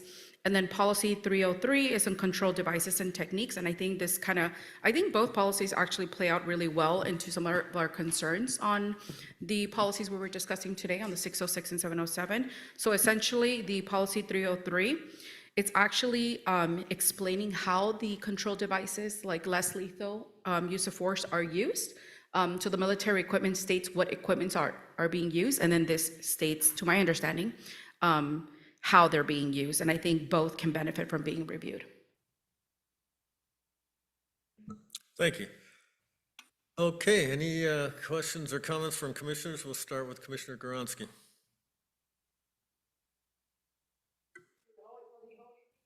Are we at the end? Is that what we're doing? No, ma'am, no. Just on this? About what That was presented by? Commissioner Mejia just presented. I don't have a comment. Thank you. Commissioner Vega. No comment. I'm always in favor of reviewing policy, so, yeah. Thank you. Vice Chair, I won't skip you this time. Just to clarify, so we are asking to review the policies. That's okay. I have no comments. Commissioner Syed. If it's reviewing the policies to see if we're in compliance, of course I'm willing to, but the way it's phrased makes it like the last sentence for 303 ends with the commission with an adequate understanding of whether AB 40 is being upheld in the field. It's kind of presuming it's not, so. I don't have any presumptions. I looked at the language and it seemed, actually, no, for the policy 303, you're asking? Yeah. Yeah, so that was intentional. So let me clarify actually on that. So I think that's a good question.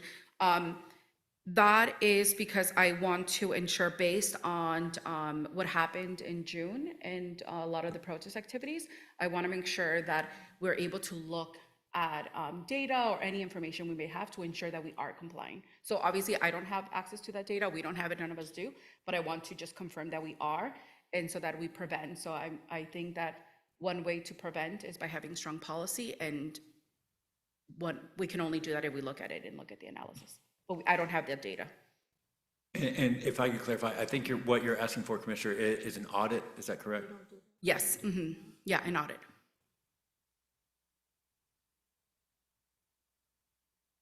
For clarification, are you asking for data on what happened in the protests in June? I'm asking for data that is compiled we can decide that as a commission. I don't think that, I think it would be helpful to have, like, usually for any analysis, a year or 2 years tends to be like a good marker.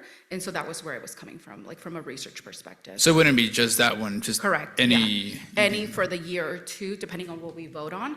But I think that usually when you're wanting to see patterns, you need at least 1 to 2 years of data. We don't need obviously 10 years, but I think usually 1 to 2 can give us some guidance of patterns that we may potentially need to address. Again, I don't have this, so I'm not making assumptions. I was using more of my research perspective on like what that time frame usually looks like. Can I ask a follow-up question? Yeah. So the recommendation asks for relevant practice data. Do you have a sense of what that means? Like, what data would they have? Yeah, so when I had the conversation about like what to include here, what I was particularly interested, or the way I phrased it, of particular data was any information, and of course, I haven't had the conversation with San Diego PD to know exactly what they have, but any data that could be useful, like cameras that may have been turned on during the protest, I assume they're turned on. That could be a reference of data of how they're being practiced and used. Because my understanding is that if your officers are using any less lethal weapon, they turn on their cameras, correct? Yeah, so then they would have that data. If I could jump in with some thoughts here. So there are two approaches that the commission could take here in tandem, if you like. One is looking at policy 303 and assessing the extent to which it complies with AB 48, which is the assembly bill that dictates how kinetic projectiles should be used out in the field, as well as OC spray and weapons of that nature. So there could be a review of the extent to which policy 303 tracks with the law and best practices. And then perhaps in addition to that, there could be an audit of SCBD's use of less lethal devices out in the field. So each time there is a use of force, there's a use of force report generated, and that force is reviewed internally to determine whether or not it was in compliance with policy. So an audit could be conducted to look at such use of force incidents over 2 years, whatever, take a statistically relevant sample of those incidents and assess them to determine which were within policy and which were not. Yes, I think that I had wanted to clarify something, that it does appear as though the item is kind of it's kind of a bifurcated item. It seems as though there's kind of a review of the policy as applied to the assembly bill, and then as Jack was mentioning, there appears to be an audit. So it seems to be like a two-step process in my mind, and I'm wondering if the better process is a review of policy as applied to the assembly bill, right, to the state law, and then from there, if the commission decided to actually conduct a audit of the instances that are being recommended, because otherwise it seems like we're kind of putting the cart before the horse. Yeah, I actually would disagree, because I think that how can we make any changes or recommendations on policy if we don't have the data? So I think the other way would probably be more useful, at least in my understanding. So if we have data that supports X, Y, and Z, then we have the information to address that policy. If it is a policy or practice gap, I don't know that without the data. I feel like we need to understand, my point of view, we need to understand the policy to decipher that data. That's kind of how I see it. I think that. But I like that recommendation, or I mean, that opinion that we should do a policy review first, and then if we feel as a commission, we can direct our director to do an audit. I agree with Jonathan that they're two separate inquiries, because whether the policy is in conformance with state law, that's an inquiry. Now, that's one inquiry. Whether that policy in practice is actually being followed, that's a different inquiry.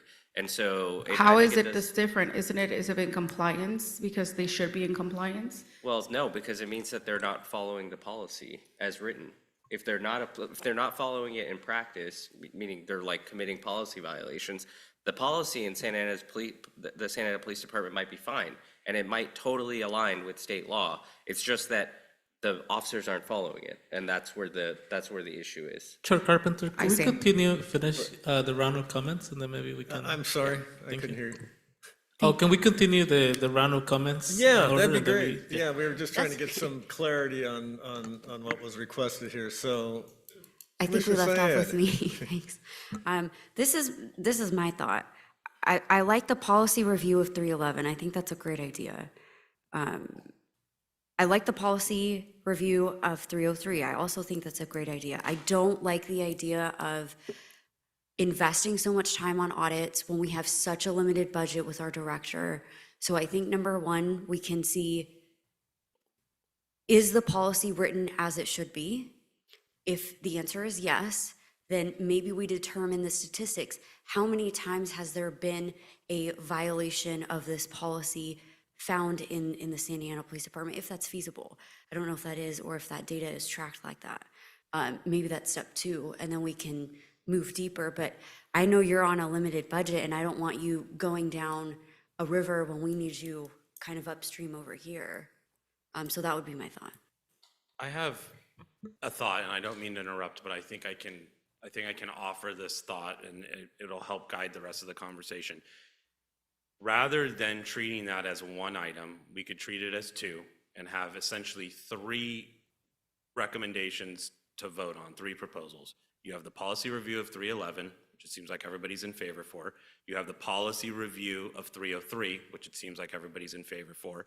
And then you can have the audit under 303, which would be, again, a separate vote. That way, we can just carve out what are clearly three separate requests and then vote on each of those, would be my thought. I'm okay with that. I have a clarifying question. In the event we go that route and the commission votes no on the third option for the audit, can, after we have a work study, I reintroduce the audit again for another vote? Not convinced, just kidding. Okay. Yeah, no, because the landscape's different, right? After the commission has had the opportunity to thoroughly understand and evaluate the policy, you're bringing it forth again and with changed circumstances. And I think that's. Sorry, let me allow Commissioner Pereira comment and then I'll make my last comment. Sorry. Commissioner Pereira, do you have any comments? Thank you, Chair Carpenter. No, I'm very supportive of both items. I do have a question, Director Morris, because I appreciate if there's, when we have some policy review, if there's also some level of data provided that might be helpful. Is there any specific data that you feel might be doable to present along with the review that might not require like an intensive audit that can be pulled out rather quickly? That might be a question better asked of the police department. I don't know how quickly they could gather data on how many times over the, say, the past 2 years that Connecticut energy projectiles were utilized, and of those times, how often did supervisors find that used to be in policy and out of policy? Yeah, Commander Lopez?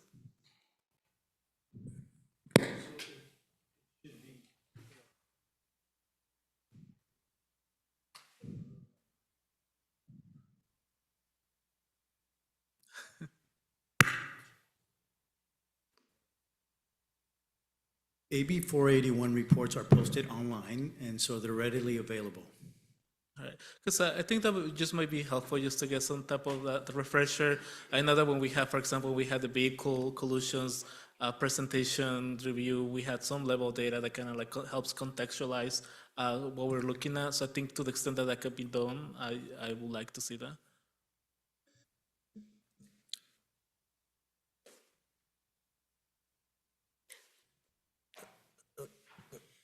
Everybody's gone, except for me. I like Jonathan's idea about splitting it up. I'm not in favor of the audit because, again, I think it falls in that category of information for information's sake. If there is an issue, I think we can move forward from there. So that's all I have to say on that.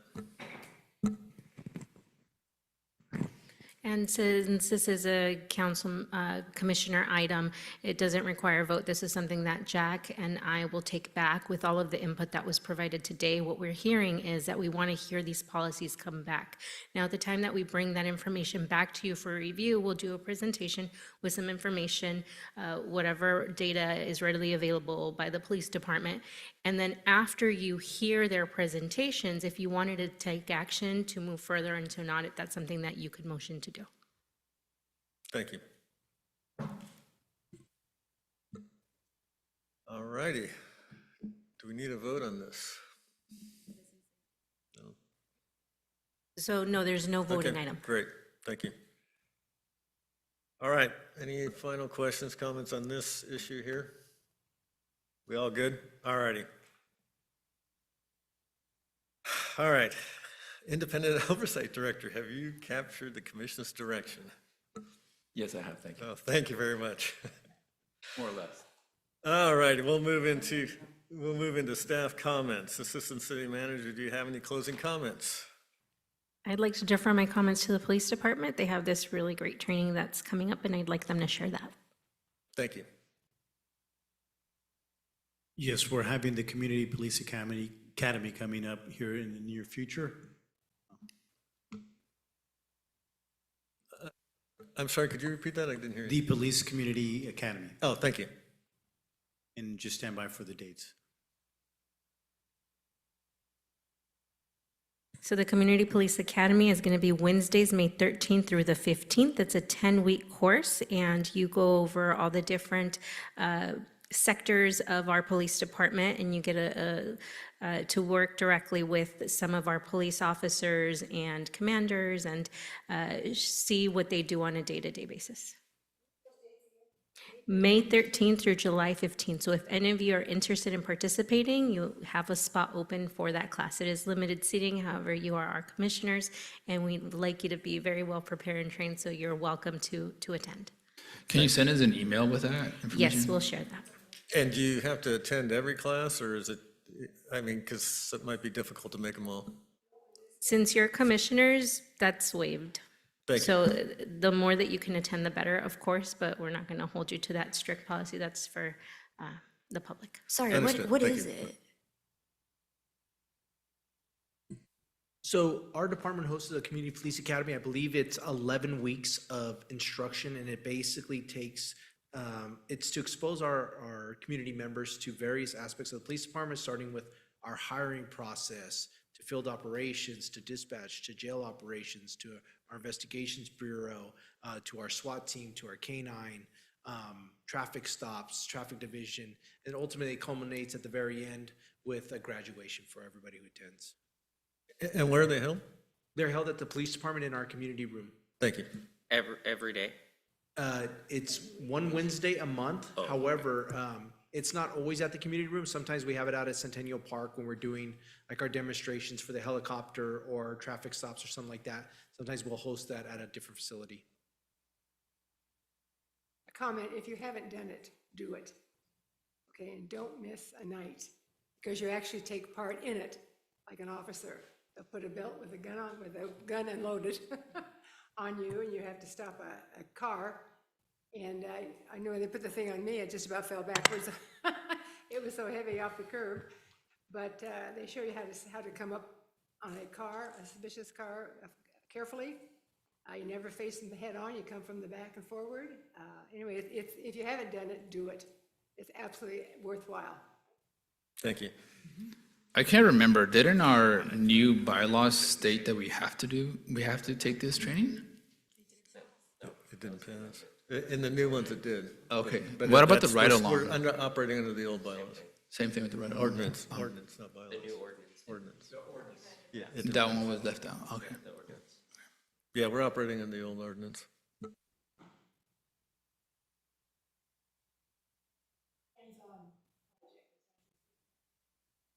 And how much is the pay?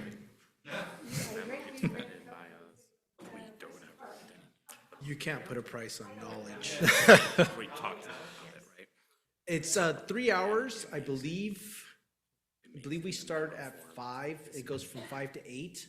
I think that was the most recent. It used to be for 6 to 9. I think we adjusted that. I believe it goes from 5 to 8 every Wednesday. There's a full itinerary in terms of what comes, and like Commissioner Goransky said, it's very interactive. You'll learn how to dust for fingerprints. You'll get to listen to overviews of actual cases, and it's very interactive. It's fun, and just like anything, depending on the group you're with, everybody starts shy day one, and then the conversations start, and a lot of the what ifs start, and the hypotheticals, and then the conversation just goes from there.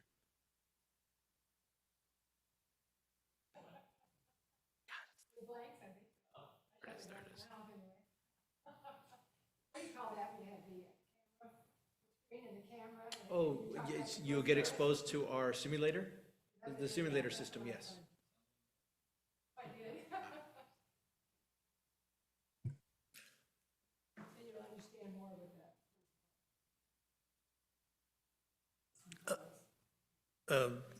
Director, do you have any closing comments for us? We need to go back slightly. I apologize. There's some confusion, and I clarified with the bylaws. Okay, so what we need to do is we do need to vote on those specific items. The bylaws require that the memo be presented to each of you and discussed, and then From there, there would be, by way of a majority vote, the item can come back on a future agenda. So I think my recommendation still stands about breaking it up into the three possibilities and voting on each of those. That's fine with me. And just to clarify, so at this point, the audit that the commission is considering would just entail the data analyst assessing readily available data online over the past, say, 2 years and compiling that into one document? No? Right, but that's what the audit would look like. That's not me analyzing data. That's just the data analyst accessing readily available data and putting that into a single. I think there's more to it. It's a compilation, but it's also pursuant to what Commissioner Mejia is looking for, is providing the commission with an adequate understanding of whether AB 48 is being applied correctly, so that the data analyst can assist with. I mean, the data analyst can assist so far in terms of compiling the data, but there is going to be analysis that obviously the data analyst cannot perform. Yep. Do I need to make a motion for each one, or do we just vote? Can we combine item 1 and 2 for policy review and then just have a second item for the audit to make things easier? Would that be acceptable? Yes, that's fine with me. Okay. All right, Madam Secretary.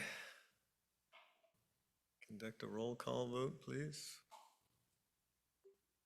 If you're clear on what we're doing. Yeah, what are we voting on? To have it Wait, come forward? she'll- To have a work study session. First two policies. Okay. Yeah, she'll.